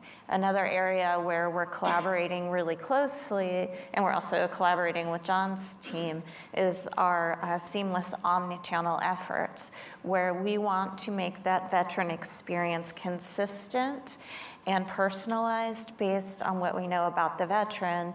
And we have the same interaction with the veteran, whether they come in through the chat bot, if they come in through the mobile app, if they call one of our call centers. It's transparent to them and they have that same experience. And that's it's all three of our teams working together on that and changing that interaction for the veteran. We're trying to break down the silos. And you asked about bringing in people from the field. So Lauren, do you want to talk about that and your human-centered design process? Absolutely. So we believe strongly in designing with veterans and not for them. That's you'll see maybe a few digital service folks out here walking around with that on the back of their t-shirts. And a big way that we do that is by doing a lot of human-centered design research at many steps of the process. Anytime we're working on any particular product or experience, is to bring veterans in to really understand the context and their lives and their reality, as well as actually getting them to play around and try different tools right before we ship it. Go through and click through this. Does this look right? Is their data showing up as you expect it to? And particularly importantly, we are able to test with veterans who have low or no sight, who have PTSD and TBIs, to make sure that our tools are going to work for those who are going to have the hardest time using them, to make sure that it's going to work for those who have for all. One of the ways we do this, we have a great partner in Paragean, and they help us do human-centered design research. They have a database, veteranusability.us, to sign up. They have a great database, and they enable veterans to sign up to participate in future human-centered design research sessions. We also love having service members, caregivers, dependents, all welcome to sign up because they're really important to the experience. And then as we have studies that we're trying to do, and we're doing several every week, so there's a lot of research going on, they will work with us to match veterans, caregivers, dependents, and service members to those studies.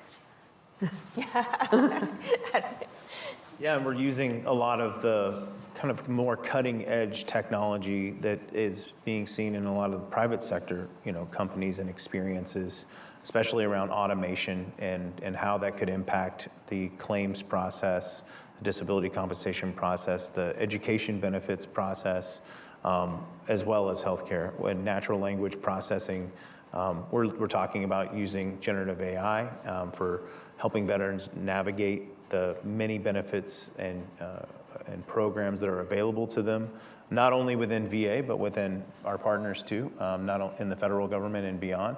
So there's lots of really fun stuff to do and to be done, but it's all using the voice of the customer and those insights that we get from our customers to drive that. So last question for everyone, and Angela, I'll start again with you. You've been with VA for a number of years, and you started in the field. Now you're at central office. What's your favorite part about working at VA, and what would you tell the folks that are interested in a career in government service, especially serving veterans, families, caregivers, and survivors? So you mentioned I've been with the VA for a long time. Let's put a number on that. I didn't want to put it. So I've actually been with VA 37 years. As I said, I started at the VA Medical Center in Atlanta. And the thing that keeps me up late, gets me up early in the morning, and keeps me here is the fact that I know that what I do matters, and it makes a difference in what we do.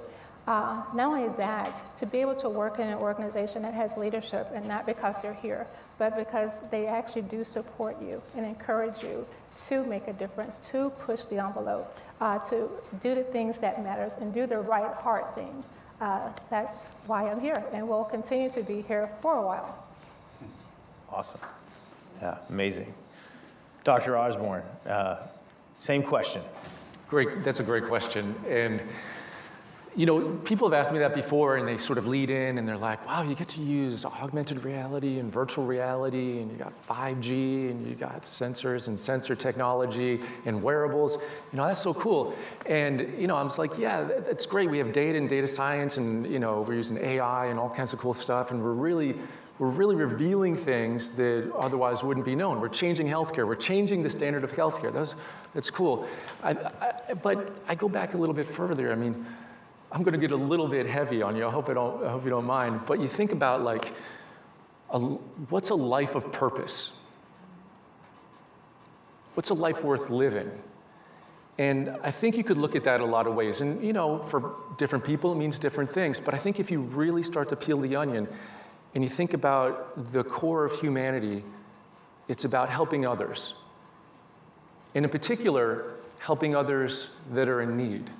And what a gift to be able to help somebody, to one person, to save one person's life, right? And To be in that position is amazing.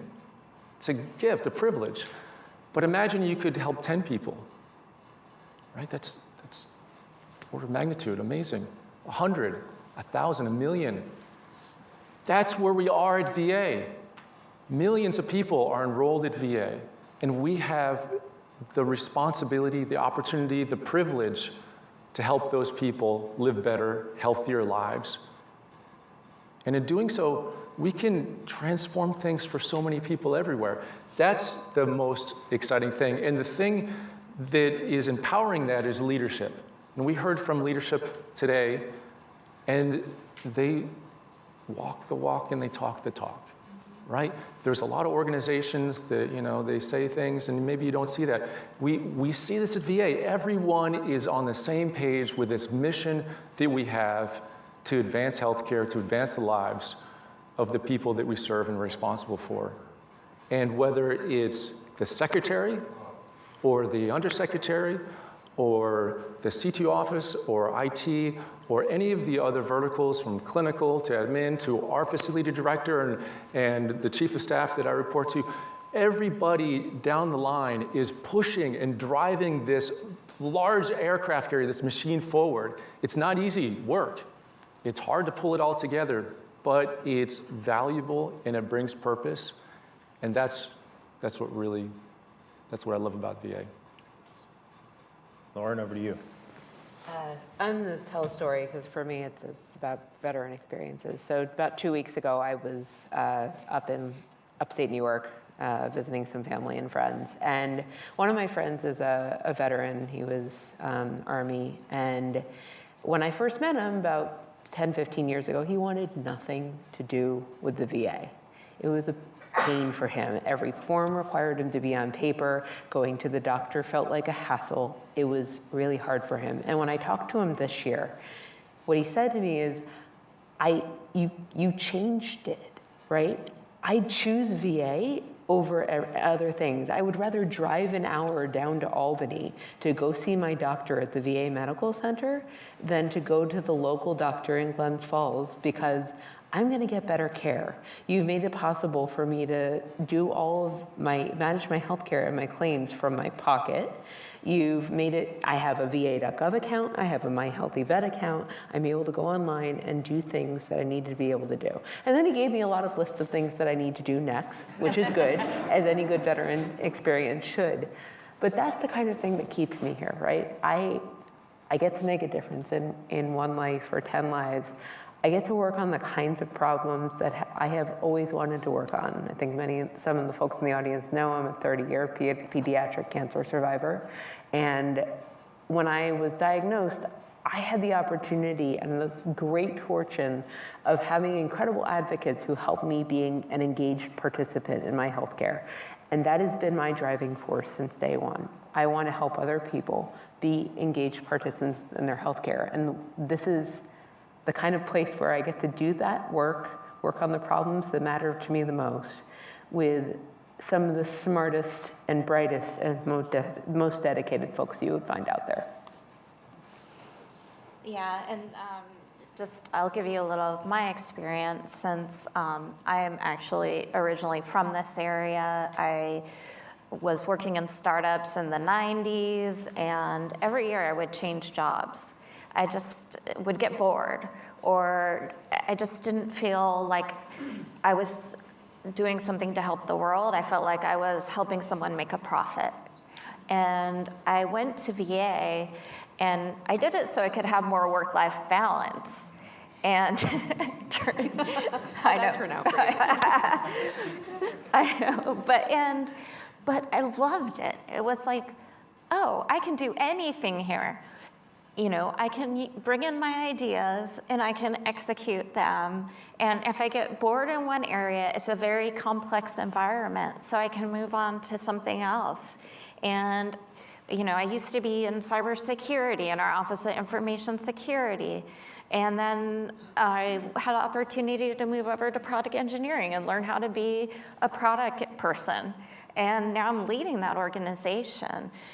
And I get to work on the veteran crisis line and the largest health data warehouse in the world. So there's just so many things. It's helping veterans. It's keeping me learning and engaged and able to really make an impact on the world.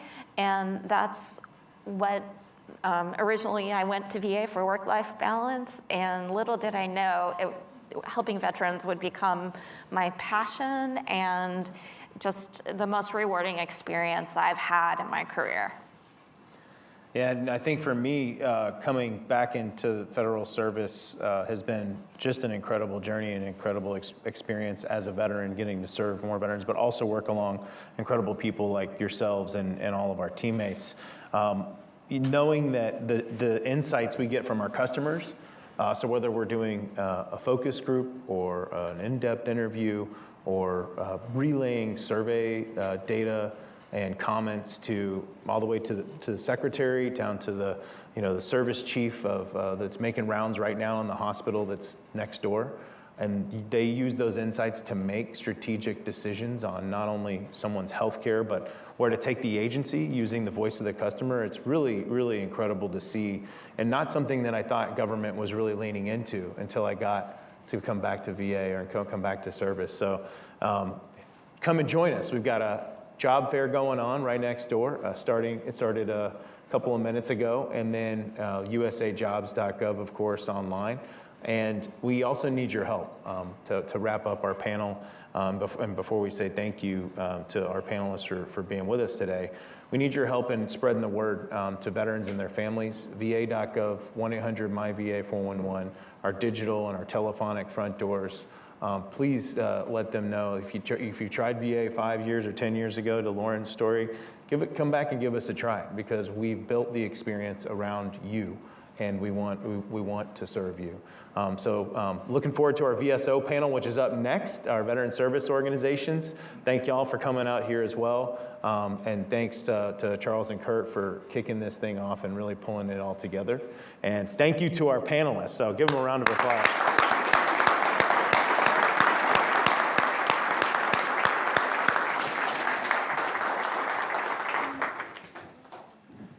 And Ron, I think we're pulling the VSO panel up right now, right? 15 minutes. For 15-minute break. All right, coffee out front. It's awesome weather out there. Yay. Great job. Thank Great you. job. Thank you. Thanks. Point.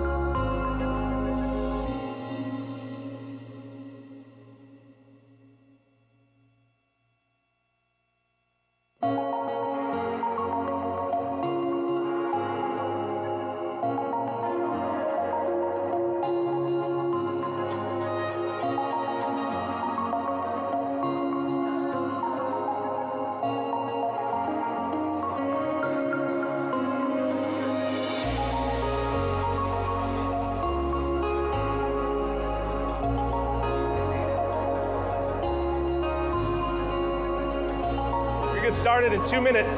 Sorry about that. I'll take this. Everybody could work their way back to their seats. Thank you.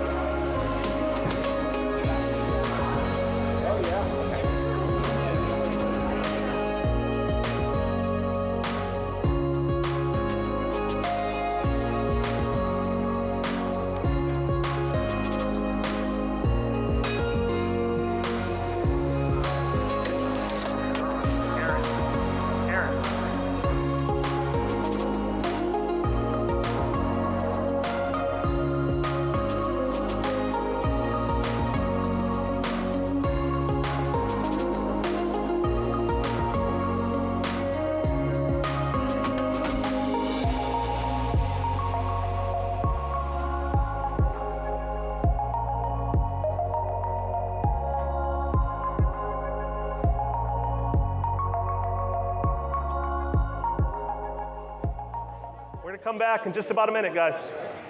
Everybody can take their seats, please.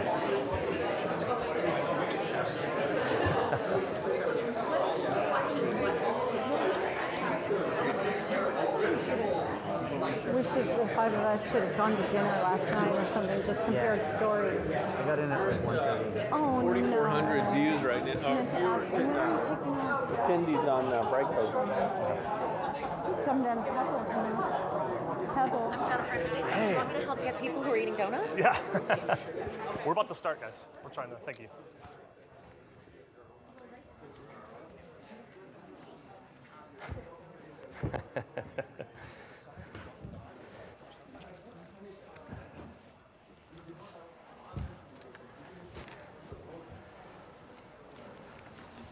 I'll take the cue.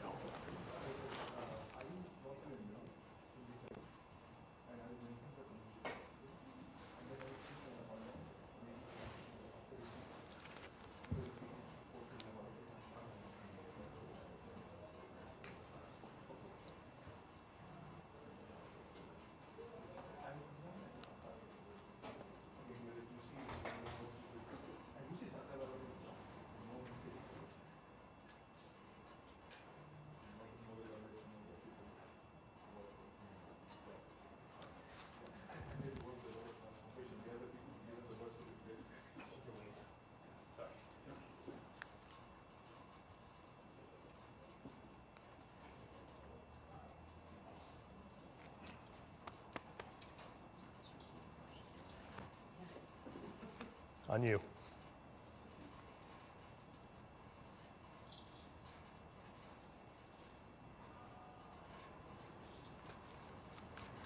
All right, welcome back for our second panel. This one, the first one we had a lot of VA-oriented content. I have the pleasure of our partnership content here. So my name is Ron Haskell. I'm the Director of Communication for the Office of Information Technology at VA.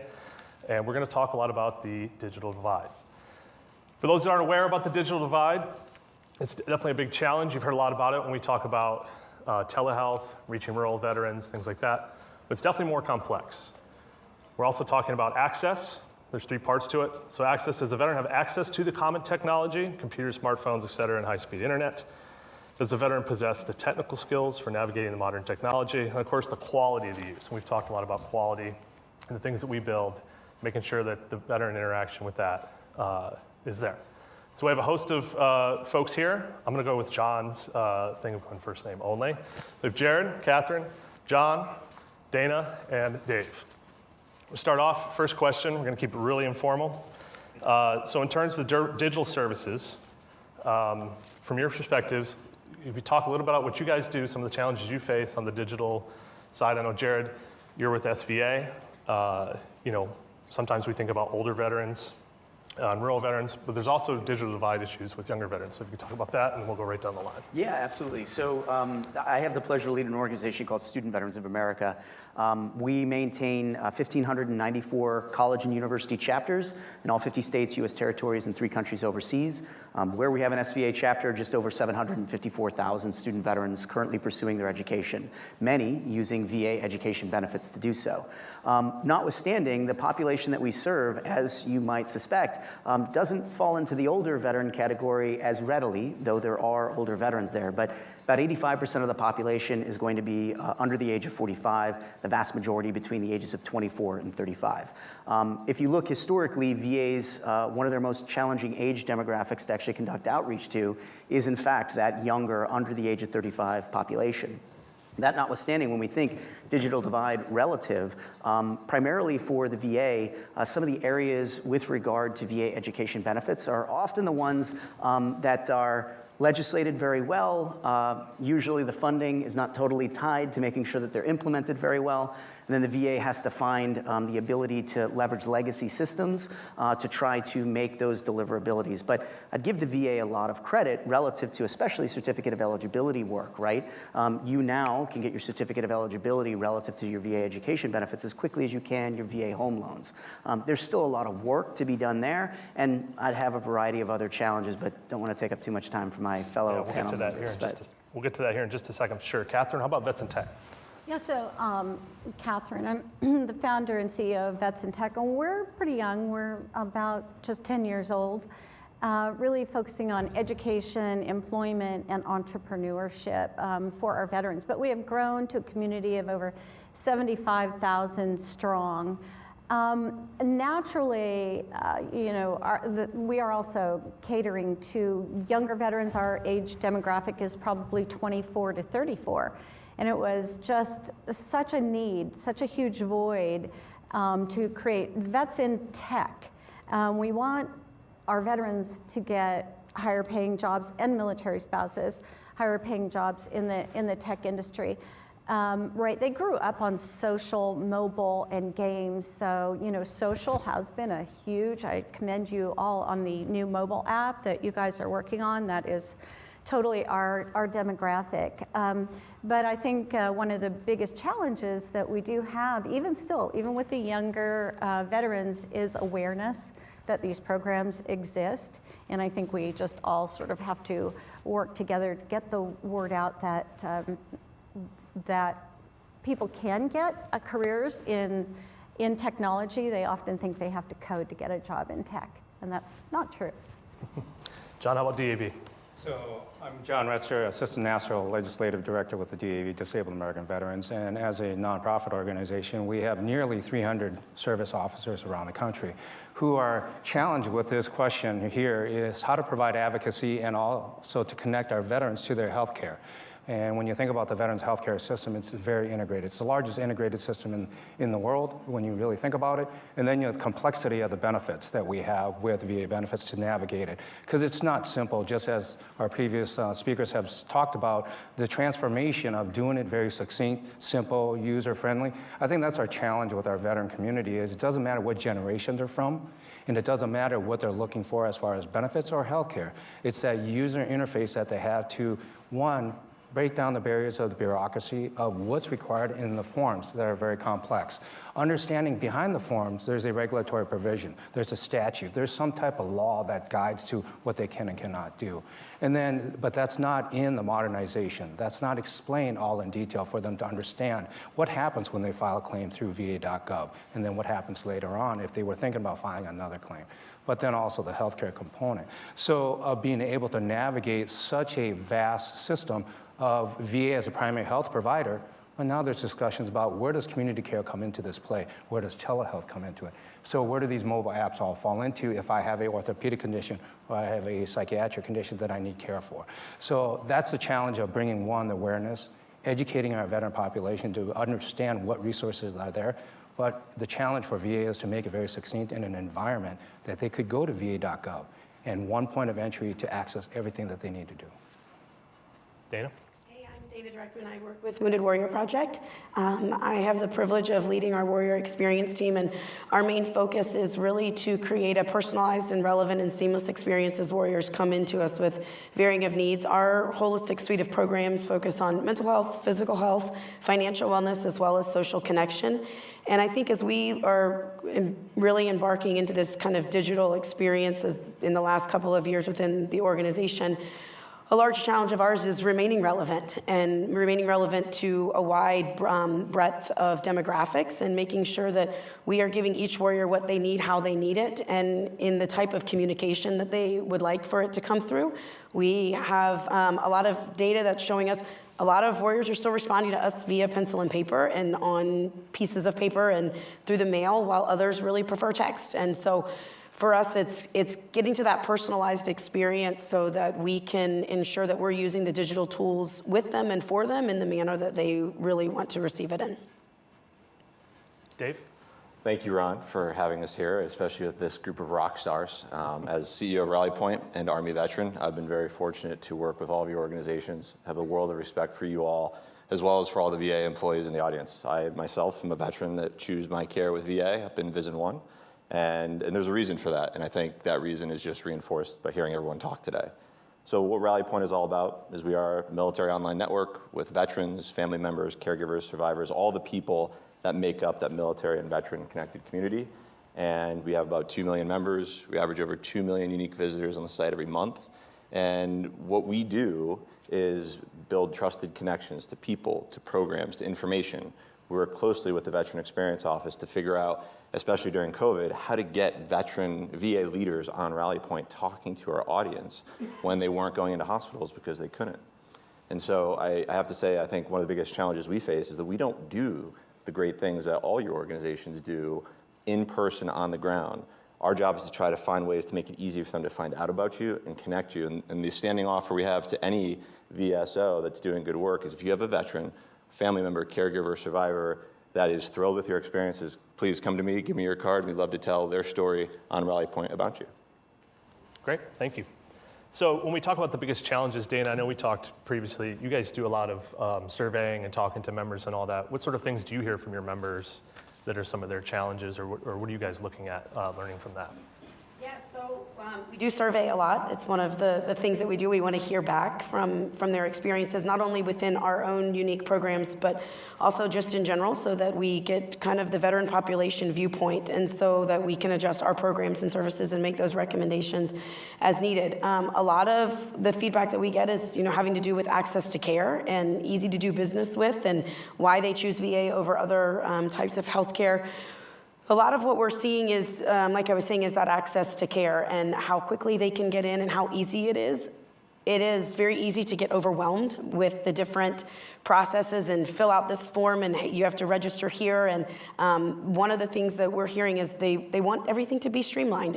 And I think that the VA is working towards that with one single entry point. I think that's very, very critical and reduces confusion. I think we see a lot of times with our population, when they get confused, they get frustrated, they just stop. They stop responding, they stop trying to get help. And I'm a big proponent of when they hit that submit button or pick up the phone to call and ask for help, we have to be ready to serve and ready to remove any of those barriers that they're finding. And so that's part of what we're trying to do as well, is really decrease the barriers, whether it is a digital barrier, whether it's a mental health barrier, whether it's a physical challenge, is reduce those barriers so that they can get into the care that they need and get the help that they deserve. Great. And Dave, you talked about Rally Point really is a connection place for veterans. That's, information goes this way, but also comes back. And so I know we posed the question about digital challenges and stuff in Rally Point. What are you hearing from veterans through Rally Point on some of their challenges that they're having digital and tech-wise? Yeah, so the specific question we asked before this event was, what are the digital tools that you use or want to use? And I think within a day's time, we got over 500 responses. And among some of the most interesting ones was there's a common theme of people saying, we don't want more digital tools. We want humans to interact with us. Now, these individuals were doing it on a digital tool. And that's actually what I think we want to achieve. We want to achieve that experience that you don't feel like you're using another tool. You feel like you're using something that is so beneficial and natural to your daily activities that is something that is highly additive, and it's not something you have to go get, it's something you want to go get. So that was something that someone had said. Another comment that was in the want to use category was wearables. And the comment was just about how much data is generated by wearables that's not being utilized in care or benefits, or lots of information that we have to fill out on forms that might provide insight to improve our care. So that was also something in the category of something that people, one individual used themselves and would bring that data to their providers. And then I think one of my favorite responses was another individual thinking in the, I'd say, ambitious category that talked about how it'd be great to have digital colonoscopies because they don't like the current way they're done. So if you can figure that out, that would be wonderful. Let me take that as a note. I'll pass that along. John, you guys do a lot of things with claims and reaching out to veterans and things like that. What are some technology that you all use, DAV, to reach veterans? And what are some of the strategies that you're looking at to better reach out and to help out? Yeah, one of the things that, just like all of our speakers have spoken about, is trying to provide the service at where the veteran is and give it to them the way they need it and they want it. And the pandemic definitely taught the DAV that we need to leverage our technology, but fortunately we were ahead of the time. We were already doing video conferencing. So when the pandemic hit, we already had the resources in play, like using Microsoft Teams, to be able to, from behind the VA firewall, which is unique because not all veteran service organizations have the access to behind the VA firewall. So that can be a benefit and a challenge, but we figured out how to leverage that to be able to reach our veterans and start to do video conferencing. But the one thing that DAV has always done, and we've always championed VA in their modernization, is their thoughtfulness in the applications that they have for veteran service organizations and other stakeholders. So we were leveraging Veterans Benefits Management System, VBMS. We were leveraging SEP, Stakeholders Enterprise Portal. So these two components were already available before the pandemic, but they were getting better enhancements in there and becoming more fine-tuned so that we were ready for such a situation. But at the same time, there was a program that we were using, QuickSubmit, to be able to, when we had to go home, and that not all of our service officers may have the ability to have VPN rescue. So that's a full access system with their own Wi-Fi. So some of our service officers were using QuickSubmit to be able to upload a veteran's file. So they would call on a video call, talk to the veteran, and if they did not have access in SEP with the power of attorney, they go ahead and submit it through QuickSubmit by using the email system and using that ability to upload. So we're leveraging a lot of VA's technology to make sure that the veteran who's at home, even though our service officers, at one point were back in the office, but the veterans were not coming to the federal buildings, we're still providing that service no matter what. So we wanted to ensure that we are using all the resources of VA. So the great thing about VA is this, is that anyone who is in the system or has an opportunity to become part of the team, they have a very extensive way of working. You can be teleworking, but the way they telework, and they have provided DAV this opportunity, and that was their VPN Rescue, Azure, and Citrix programs. So we're actually able to come in through a back safety door, very secure, for us to be able to do what we need to do, seeing veterans' files, digital files. That was probably one of the biggest accomplishments that VA did, was transforming all the paper files from military service and our medical files over to the VA digital world into VBMS. So as stakeholders, we could literally see these records to be able to help file claims and do appeals, even appeals up to the Board of Veterans Appeals. Awesome. Jay, I'll pose the same question to you. Is there any technology or outreach that you all use that you found that has been useful, or tips or tricks on how to reach veterans? Yeah, absolutely. So one of the things that I think is useful to understand about the population of veterans that we serve at Student Veterans of America is that the vast majority of us are, just like myself, millennials. Now, I like to claim that I'm an elder millennial. I was born in 1982, but a millennial nonetheless. And we're noticing just about 12% of the population that we serve, the next generation coming up, Gen Z. So when we start looking at that population, we're realizing that cohesion of messaging isn't necessarily something that is as effective in providing outreach. Distributive messaging that sort of meets the user or the customer where they are is far more likely. As Catherine mentioned, this is a population that broadly are digital natives. They grew up with the ability to find most of the information that they need. So it's not sort of an inaccessibility, it's sort of understanding how do you have a multi-channel messaging strategy to be able to reach the population where they are for what you're trying to serve. One of the strategies that we found very useful, actually paying an awful lot of attention to VA, is creating our own app as well. big surprise, we call it My SVA. It's not that original, but built on the back end of the Salesforce platform because our CRM is Salesforce, right? But being able to leverage that platform for us was a goal by 2025. As we worked with our student veterans, our chapter leaders and members by 2025. The pandemic changed that timeline for us drastically. So we actually had a couple of strategy sessions with VA trying to understand how we might consider learning from VA as a partner and how we implemented those strategies as well. One of the things I think is unique is relative to that population is making sure that that platform is integrative across all of the programs and services that we use. And so we're building that. And then what we're doing is trying to understand what we call the top of the funnel. How do we reach that population and have them fall in to the pipeline a little bit more easily? And for us, that's actually in academic advising. It might shock a lot of people, but when you look at the population that we serve, the biggest issue that they say they face is access to childcare. And that's not necessarily something that the VA is focused on. Second is financial support for their education. Well, geez, they have all these education benefits. Why is it that? It's not. It's the fact that 52% of the population is in a committed relationship with children, and another 20% are single parents. And so when they're back in school, the vast majority of those still using full GI Bill benefits are working full and part-time. So the third is actually access to career opportunities. And so when we start talking about VA and the ability to sort of reach our population, much of what we've come to start calling the VA for our population is that access to education benefits is literally the gateway to all of VA. If we think of VA's customer acquisition strategy and the demographic that they struggle to reach the most, those veterans under the age of 45, primarily the first and only interaction that that population is going to have with VA, period, is going to be the GI Bill. And so if we can start thinking from a partnership perspective and a VA perspective, how can we start conducting better outreach to those using GI Bill benefits for the full spectrum of all benefits that they might be eligible to include physical care at VA facilities is one of the areas that can be really exciting, I think, for the future of VA's digital engagement strategy. Awesome. Catherine, I have a question on, as you're recruiting veterans to come into tech, how do we, we're reaching out, you're coming into the jobs, are they,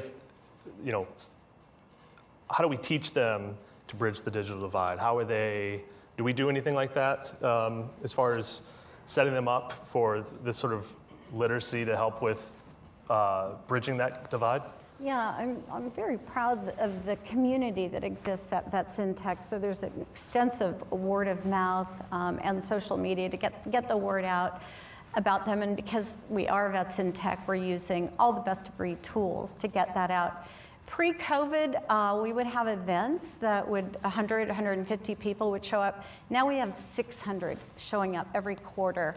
When we're doing something, 900 when we do, our national conference, and so we are getting the word out. The good thing is, we are getting to them virtually now. They can come from rural areas. They're not all in big cities, so we are able to reach more. That's the silver lining of COVID.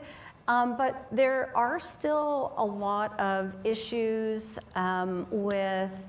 We serve primarily the enlisted ranks, and so and 63% of our community identify as minorities, and I know there's like our Native Americans, for example, 19% disproportionately serve in the military. Often they're on tribal lands, and so there is still, while we are making tremendous progress, there's still, and military spouses, I want to mention, I mean, they're having to get information secondhand in a lot of cases. They don't get it firsthand. They're waiting for the information from their spouses. So good news is we're making lots of progress, but there's still a ways to go. And again, commending the work by the VA. We use your programs, and there needs to be more awareness about voc rehab, about vet tech, the vet tech bill that we're also supporting, and the reauthorization, Representative Siscomani's bill, to get more funding, to do more training, because really we're just scratching the surface. Great. One challenge that we have is, I too am an elder millennial. The veterans that are coming out nowadays, though, are used to a modern sort of interface, apps, things like that. Older veterans are used to legacy systems that, it's a different interface, it's a different thing like that. So, John, I'll throw this one to you to start. How do we balance, the legacy systems with the new digital services? And is it an either/or situation, or is it how do we bridge that? I think that's a great question. I think one of the things that we want to express to our veteran community out there, if they're a veteran or they're a survivor or they're a dependent caregiver who's navigating some type of benefits or need for access to health care, is there is no one way to do it. There's options. That's the great thing about VA is VA gives options. So we can do legacy, but we would hope that they would understand the benefits of using technology and the modernization, even the simplicity of taking a handwritten form versus a fillable form. That fillable form being legible is such an impact to being able to allow technology come in, and when they use AI or OCR languages in there, that it's easier for them to do it right for us. And then also with the integration like of fillable PDFs, for example, be confident in those that when VA gets it and they start to modernize their technology, it's able to take data points within the form and imprint it into collection points that's going to be collected, and you never have to continue to fill it over and over. Just like our previous panelists were talking about, they want to take the ability for AI to be able to think for us and do things and keep information very succinct. So when we get into there, all we're dealing with like va.gov. They want to know, are you wanting to file a claim or not? Or do you need to do this or not? And it just pops next questions. So that's what we really want to do, is encourage our veteran community to have confidence in modernization, but to know that you don't have to be all modern. You can be a hybrid. You can be a mix. It's okay to be legacy at one point. It's okay to be, fully integrated into an app if that's what you prefer for your healthcare. But if you want to do benefits by seeing a representative who knows the letter of the law and everything and the directions that they need, that's okay. But at the same time, too, if you want to do a video telehealth, or you want to go in person for some of your health, that's fine. We want to see that veteran-centric process in place the way they want their care and the benefits treated. And Dana, we've talked about the surveys and things that you guys do. I mean, I'll pose the same question. How do we balance the legacy systems to the new ones? And what do you hear from your members? Yeah, so I think some of what we've done is kind of slow rolled it. And so I think, forcing someone to do something in a format that is new to them, it deters them. And so we've just done kind of tiptoeing into some things and giving our population the options. And so some examples are when we send out the survey, there are ways that you can take it online. There's a way that you can still mail it in paper and pencil. We've introduced QR codes very slowly. I think the post-COVID world has helped everybody understand what a QR code is. It's hard to go to a restaurant now and actually get a menu, having to scan it with a QR code. But kind of bridging that gap very slowly and still allowing options that you can still call us and you can still talk to a person. And if that's what you prefer, the majority of our events are face-to-face. However, a quarter of them have moved to virtual. And a lot of that has to do with serving the rural population and those that are harder for us to get to. And to your point earlier about childcare, it also, we were hearing a lot as well when warriors were saying, well, I can't come to this event because my kids or my wife. So offering that virtual opportunity, they can engage with us, they can connect with us. We can tell about more of the things that we have available and connect them with other resources to help them navigate through some things. So for us, it's been about these kind of slow, staggering changes as opposed to, well, this is the way you have to do it now. And having that option, that's the big personalization that we're focused on, is serving warriors in the way that they want to be served, the way that they need to be served. And we use the term making big Wounded Warrior Project feel small because we want that heart and soul of a corner store. We want them to feel that they're the only one that we care about today. And that's big for us. And it's hard to do that sometimes when it's, this way or that way. So we really do try to blend and have that hybrid. John mentioned in the last panel having people come back, we've improved things. We've seen all that examples of that earlier. I'm sort of curious in general, especially since you mentioned you had Teacher Healthcare and Visit One, Dave. How has your digital experience, the last 5-10 years? Improved, better? Yeah, for sure. So I'm happy to give two experiences. As a veteran getting care, I also get community care in one of the greatest places in the world to do that, which is up in Boston. So some fantastic systems, medical professionals, technologies. So I have a good view across the Epic systems they use at Mass General Hospital, the app, as well as va.gov. And it's exhilarating to see progress, is to see things that used to not be good in the app or va.gov improve. And just yesterday, I learned about the prescription option, which I would always go to va.gov for prescriptions versus even some of my civilian providers, because that was better. So seeing progress and feeling that things are moving, it's just like any website. If things are stagnant and not improving, you get frustrated. If it gets better, you're encouraged to go back and give feedback. From a partner standpoint, one of the things that we really love to see is the work with the Veteran Resource Community Network, particularly the Vet Resources newsletter. So every week on Wednesday night, you can all sign up for it. An email goes out that's curated by the VA that includes information from all types of partners. So I'm sure many of your organizations have been on there multiple times. There's everything from surveys to programs to events, and it is organized in a way that is based on what people like. Using data, figuring out the different personas that go to that Vet Resources newsletter is generating a lot of traffic and connections that otherwise wouldn't. So those are the two views that I've had. Did John pay you to make that plug for Vet Resources newsletter? Tim. It is a fantastic tool. 12.5 million veterans, and something we worked on with that is, we were pushing so much comms-wise for social media and all these different things. Email is just still, that's one of the best ways to reach. And yeah, framed in a way of, it's not, this is something we're trying to do at VA as well, is it's not just go to this website or whatever. It's something valuable, it's meaningful, and it's literally resources. And so, we don't care if it's VA, if it's beneficial, if it's Rally Point or Vets in Tech or anything, we've shared all those, so thanks for plugging that.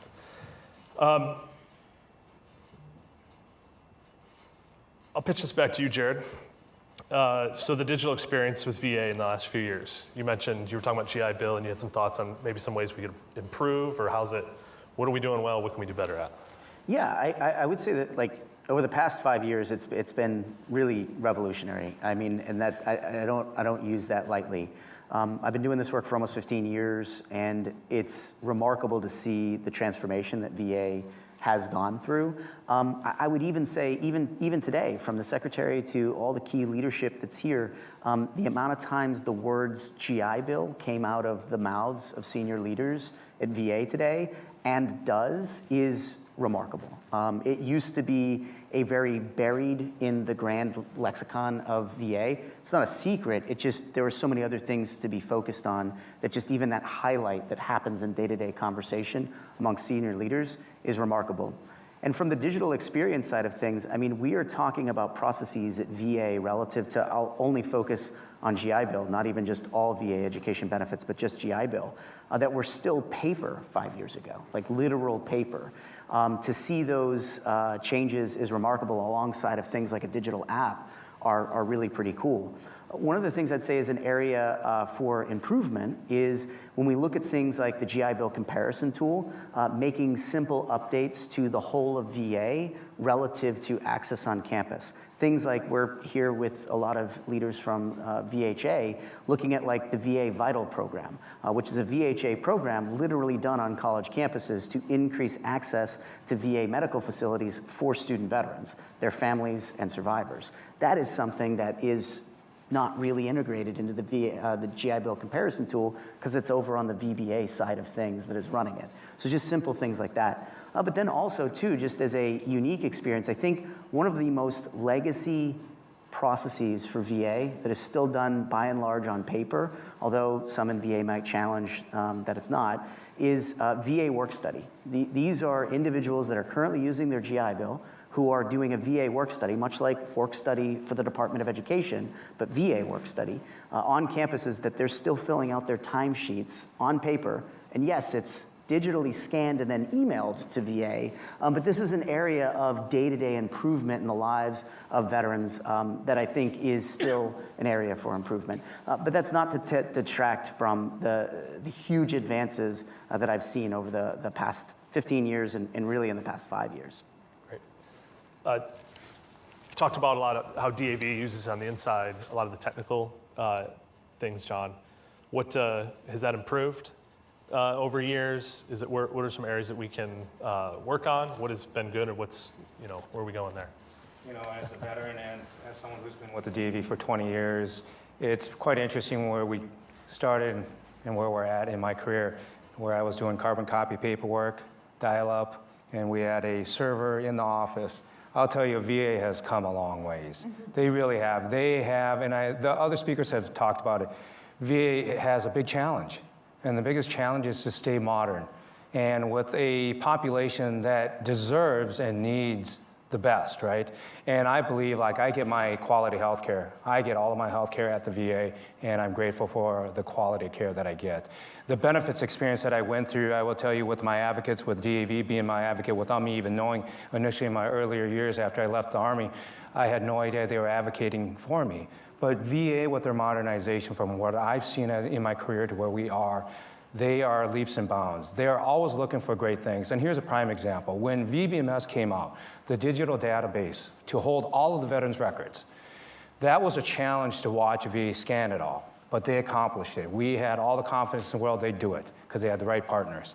But then when we looked at how the program was made to handle the process and workflow of claims and appeals based on what we call good cause, terminal illness, homelessness, things of that nature, when they implemented algorithms into the national work queue to be able to say, we have a backlog of work and claims, that we're going to put these algorithms in place to address those claims that need the priority of our terminally ill, our financial homeless veterans, and so on. That's so important to see in the earlier years that they did that, and it benefited because now we have the PACT Act. They're experts in that. Now they can apply that same logic and do it again. So I have confidence that they're going to be able to handle this backlog. It's going to take time. And that's the tricky part, is the challenge of the modernization, staying up with it. Because technology changes so fast, and it's so quick, but our needs are many. So it's going to be very interesting how they mirror, but I think they'll be able to do it. Catherine, I'll pitch to you. Jared has talked a little bit about the challenges for younger veterans. A lot of time when we do the digital divide, we're talking about older veterans, rural veterans. But your specific group is younger veterans. Typically, what are some of the challenges that you guys are seeing or hearing? Yeah, it's really getting to them earlier still, even on base. We did a research project last year with the Center for New American Security. They got one of the best results in their history by using our database and asking people about, what they needed to, or what they knew about careers in tech. And it was kind of surprising that, and you have some interesting stats I'm going to get to, but that they don't really understand opportunities in tech. And so, they don't think they're qualified for it.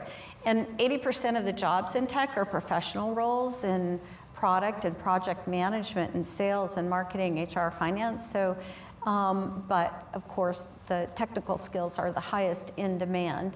So I'm not going to talk about how they start out in college. I'm going to leave that to you. But we still do have to get to them earlier, really even on base. And I think you all are also working closely with, there are programs from the DoD called SkillBridge to the Department of Labor, ENPP, that we are now getting access on base to let people know about these careers. It's extremely important because if we can get that community earlier, they get out 200,000 veterans a year, 80% without a job, and that period of not knowing is scary, and that's when sometimes they do fall into despair. And so working together here, we just, we can show them better career paths, that they can get, great jobs. And so that's what we're working on. Jared, I have a question for you based off of that answer. When you talk about reaching them earlier, how do you guys reach younger veterans at SVA? Is it recruitment on campus? Is it, are you getting them through DoD before they come over? How does that work? Yeah, so, and Catherine, I say this with love. We don't make 200,000 veterans a year. It's a widely miscited statistic. We haven't made over 200,000 veterans in one single year in over a decade. Publicly available data, it's very, very easy to know. If you're looking for an average, it's closer to about 160,000 per year. VA's own data can show you that on average about 105,000 veterans are turning on their GI Bill within 7 months of returning home from service. And when I say home, just to put more data to this, the vast majority of those that serve in the armed forces are going to serve 6 years or less. Vast majority. Most will say, I only served, or I just served this many years, this amount of time. But most will serve 6 years or less. And when they do, 87% of them do one of two things when they separate, take off the cloth of the nation. They return home to where they are from, or their significant other is from. And they're likely to be in a college classroom within a year of that experience. Notwithstanding, relative to an outreach for us, broadly, we're fishing in a stocked pond on college campuses. And I think very few people understand that when they say they're looking for recently transitioned veterans, we have all these great programs, we have these services, we have these benefits, we don't know where to find them. I continue to say just swing by the campus local nearest to you. You are going to find veterans there. The GI Bill is being used at nearly 18,000, what they call IHLs, institutions of higher learning, throughout the United States. But when we think degree granting institutions of higher learning, that narrows it down to about 4,200. Veterans are at every single one of those institutions. And if we count their family members as well, and survivors, it's a huge population. That notwithstanding, when actually being able to conduct outreach to them, one of the hardest things is found in two categories. First is self-identification, and then second is actual outreach. So does anyone have a guess as to what veterans don't identify as within their first 5 years of separation from the military? It's a veteran. Now, that might sound weird. They know they're a veteran. Logically, they understand it. But I said identify as. So when you look in identity research, what's really interesting is that veteran doesn't fit the literature definitions of identity. Sailor does, right? You and I. Soldier, we got a couple soldiers up here. Marine, airman, Coast Guardsman, or Coastie, Space Force Guardian, whatever the, right? These are identities. These fit the categories, but veteran doesn't. I travel a lot for my job, so anecdote, right? If you're flying through an airport and you happen to notice somebody wearing that Army ball cap, Marine ball cap, my question to you is, in your mind, are they under the age of 65? We tend to identify as a veteran later in life because at the beginning of that journey, we got so much stuff going on. Sorry, I'm a recovering sailor. I apologize in advance. But when you, yeah, right, kid show, right? But as we start looking at it from that vantage point, you know, when you're making that transition, it is very difficult. So self-identification is a real challenge. College applications, by and large, don't ask the question. And that means that colleges don't necessarily have an identifying factor for who is a veteran other than using VA education benefits. Even when we look over on the Department of Education side, through the on-campus offices of institutional research that aggregate all that data for federal available funding for college education. So, and I'm going to a different part of government here, but things like Pell Grant or student loans and the like. The Department of Education still only has one moniker for veterans. So all ROTC cadets, all active duty military that are on a college campus using education benefits, all veterans, all family members, and all survivors fall under one identifier in aggregate. That's just veteran. And obviously we know that there's a plethora of those different experiences. So self-identification from the beginning and then self-identity. So what we're really focused on a college campus, we've heard the term best for vets, military friendly, veteran friendly, all these monikers. They're marketing terms, right? The interesting thing is that for veterans in an education perspective, we operate in the context of higher education. And if you are to look at any of those institutions' strategic plans and just control F your way through those documents, you will not find the word friendly there at all. But what you will find is the term inclusive. And so what we strive for is creating veteran-inclusive environments. That's not just in an academic setting, it's also in a career setting once we transition ultimately into the careers that we have. So I've heard a lot of different terms thrown around. The one that matters the most is the ability to create veteran-inclusive environments. If you do that, you don't struggle with regards to outreach for those populations. And the last anecdote that I'll provide is if you think of a campus environment, there's going to be something called a military or veterans center on those campuses. We always ask, how are those structured and how are those designed? Are you running a military recruiting office, or are you providing an office for those individuals who today are students and are veterans? And so that language, that lexicon matters in all of it. And I can tell you as a personal anecdote, when I went back to school on the GI Bill, the first school I went to, the military service officer was very much the school led. The second one was run by a senior chief, and it was on point. So I like that. Demographically for Rally Point, Dave, what are you guys, is it mostly younger, older? Is it a mix? What are you finding there? And then I'm curious how you do outreach to find people to invite them in to have those. I know you frame things as discussions and things like that, which I really appreciate. In social media, a lot of times it's not discussion, right? It's people yelling back and forth, but the way it's framed. How do you find this group? Who are you looking for? And then sort of, I'm curious what some of the demographics age-wise that you guys have in Rally Point. Certainly. So when Rally Point was founded, it was actually just for people in uniform. It was, the idea was the LinkedIn for the military, not for veterans, but for the military, because LinkedIn was not perceived a place where you can go talk about your military experience with your branch, your rank, your MOS. Over time, we expanded not just from, to allow veterans, family members, caregivers, and survivors, but also to, think more about, the idea that it's not just professional. We don't really just have a professional experience in the military and then go hang out with friends that don't know who we work with. You spend a year in Iraq or Afghanistan with someone and you're doing everything with them, more stuff than you probably want to.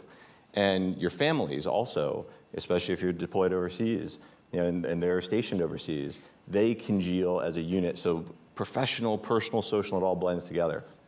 So numbers-wise, of the 2 million profiles we have, about half are veteran. The majority of our members, about 70%, are under age 35. But what's interesting is that the most engaged folks, and by the way, the younger folks engage on mobile, the older generation, those 30% generate more content, and those are more veterans. And what we see is that the veterans have more time on their hands, they log in on desktop, they type more in response to the younger service member and veterans' questions. So the engagement is blurred. You have someone who's currently serving in the Army Reserve getting responses from a very, very retired NCO from another branch. And I think that cross-pollination of information is important in a network where there are a lot of challenges. There are a lot of information where people just don't necessarily want to share it themselves. And because we make this public, all these different demographics can learn from each other, even if they don't want to share their own challenges. And that ultimately is kind of the Rally Point experience. I think I have time for one more question. Another thing that's unique to the veteran population, of course, is that there are sometimes unique injuries and other things. So, what sort of challenges, I'll pose this to you, Dana, on the Wounded Warrior Project, with your population, what are we looking at that we can do tech-wise to bridge some of those things for folks that aren't your traditional, it's just not an old person in Iowa, right? It's a much deeper, more nuanced issue. I think that's the challenge for us, is that we want it to be very personal still. We don't want it to just be, hey, fill out this form and we'll communicate with you via email or via text. Is using technology to learn and to garner their trust originally, and then get them to come to our in-person events and to our in-person services. That's a big challenge, because there's a balance there that we have to strike in order to use the technology to our advantage, but not do it in a way where we lose the personalization or the personal touch that we were founded on, quite frankly. I mean, our whole intent is to make them feel one-on-one conversation, and we do that very well. But taking some of the technological tools that we have and are beginning to develop even further, and using that to the advantage, but using it to help us personalize their experience more. One of the things that we're looking at is really kind of a needs-based segmentation so that we know based upon their needs on what they've told us that they're going through, we can then make personalized recommendations as opposed to them saying, this is what I want. And balancing that need and want based off of what we've seen be very successful for those that have had similar experiences. And that's all. We are also developing our app, which hopefully will be out by the end of the year. But the main focus of that is connection and using technology to create that connection, which we know is the foundation for their success, and connecting them not only with us and our programs and services, but with each other. But again, without losing kind of that personal feel. We don't want it to just be screen to screen all of the time.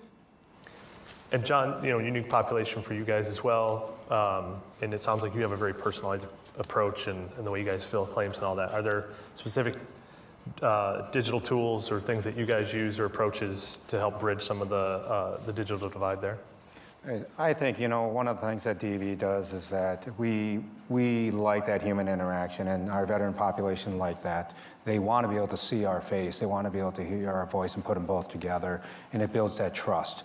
But one of the things that we do is we make sure that we leverage all components of our resources that we have, if it's video conferencing, if it's PDFs, fillables, if it's digital applications. But I think one of the great things about VA is that VA's innovations that you have been thinking about in making sure the resources are available. Because we have, technology, literacy, and access. So again, access to technology is so important. If we're going to help them bridge, even though as VSOs up here, we are here to provide services within our realm of what we do. But the thing is we want to empower them, and that was the word today that we've heard many speakers talk about, empowering our veterans to live high-quality lives. And VA has some initiatives that we've been looking at in ensuring that we direct our veterans to it, to look and see how they can get access to laptops, tablets. When the pandemic happened, they wanted to know, how can I have telehealth? So that was a tablet concept. But then at the same time, you got to be able to provide them bandwidth, internet services that is reasonable and feasible for them to meet those economic needs. So we're trying to leverage with VA and continue to support VA's initiatives on what you're doing, that are great to ensuring that these resources are there, and the partnerships you are all making with these corporate companies to ensure that they're looking at how do we get not just young veterans and old veterans, but all veterans access to internet, affordable internet, proper bandwidth, because now you have competing bandwidth issues because you've got a student at home. You have a spouse who's working also. Now you're going to do your telehealth. That means there's more demand for audio and video. So that's what we're doing. We're educating ourselves so that we can educate them. Great.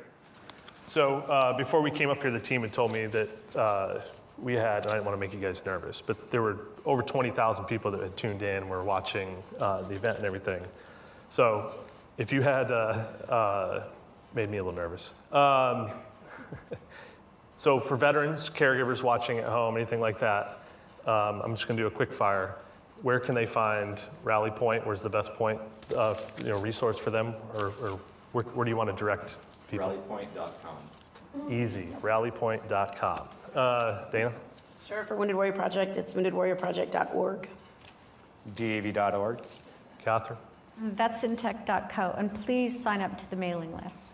The mailing list. Jared? Studentveterans.org. There you go.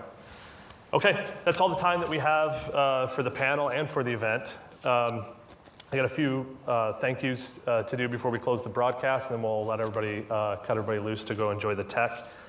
First off, it's so important to have the partnerships and the things that we have and everyone that's attended, all that tech that's out there in the atrium that we get to play around with. That happens with partnerships and all the amazing things that we do. And our people like our amazing panel, as you can tell, we talk often and work a lot of issues out and try to figure out, we don't get to where we want to be without those relationships. Second, thank you to the Palo Alto team, absolutely incredible. Hosts, you saw Dr. Osborne up here earlier, just an amazing human being, and everyone there. And of course, the iLead team that did the broadcast, who flew out here and allowed us to change the broadcast to bring the secretary in virtually. So, and lastly, thanks to the veterans and caregivers that are watching. Thank you for trusting us, to give you care and the benefits that you deserve. Hope everyone has a nice afternoon, and we'll talk to you again soon. Be well.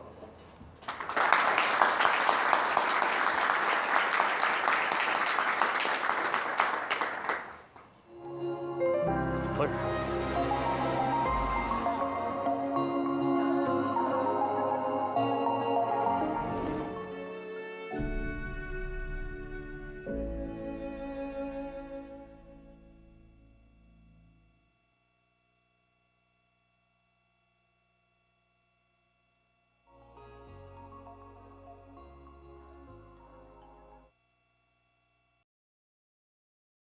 Heard when I first joined the Army. It's making it very male-dominated. It's this man's army. You had soldiers that treated you like a pet, and they looked out for you, and then you had soldiers who saw you as an opportunity.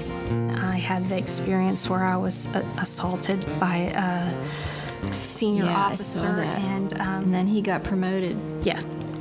I hate to use the word ashamed because I didn't do anything wrong, but that's how I felt. No one knew my darker side of life. He would steal my dignity late one Friday night. He went on to get his silver bird. I was pushed aside, made to hide. No one would take my word. 'Cause I'm just a girl in this man's army, hard to be all that I can be. The army left me with no choice when another soldier took my voice. We're not supposed to leave one soul behind, but I was just a girl. When I came to the VA, I wasn't expecting much, but they not only provided me with physical health care, but mental health care, and they enabled me to be able to then pay it back. Years have come and gone since those dark days. I crawled back and I triumphed in so many ways. The VA gave me back my sense of place. Now I'm called the poster child of the VA saving grace. But I'm just a girl from this man's army, trying to be all that I can be. Strapped a rucksack on my back, I ran 5 miles up Kobe Pass. I was told you can't do all of that, 'cause I'm just a girl, and I'm just a girl. Under pressure I work better, just a girl. Right down to the letter, trying to save the world. Making quilts of valor, just a girl. Just a girl.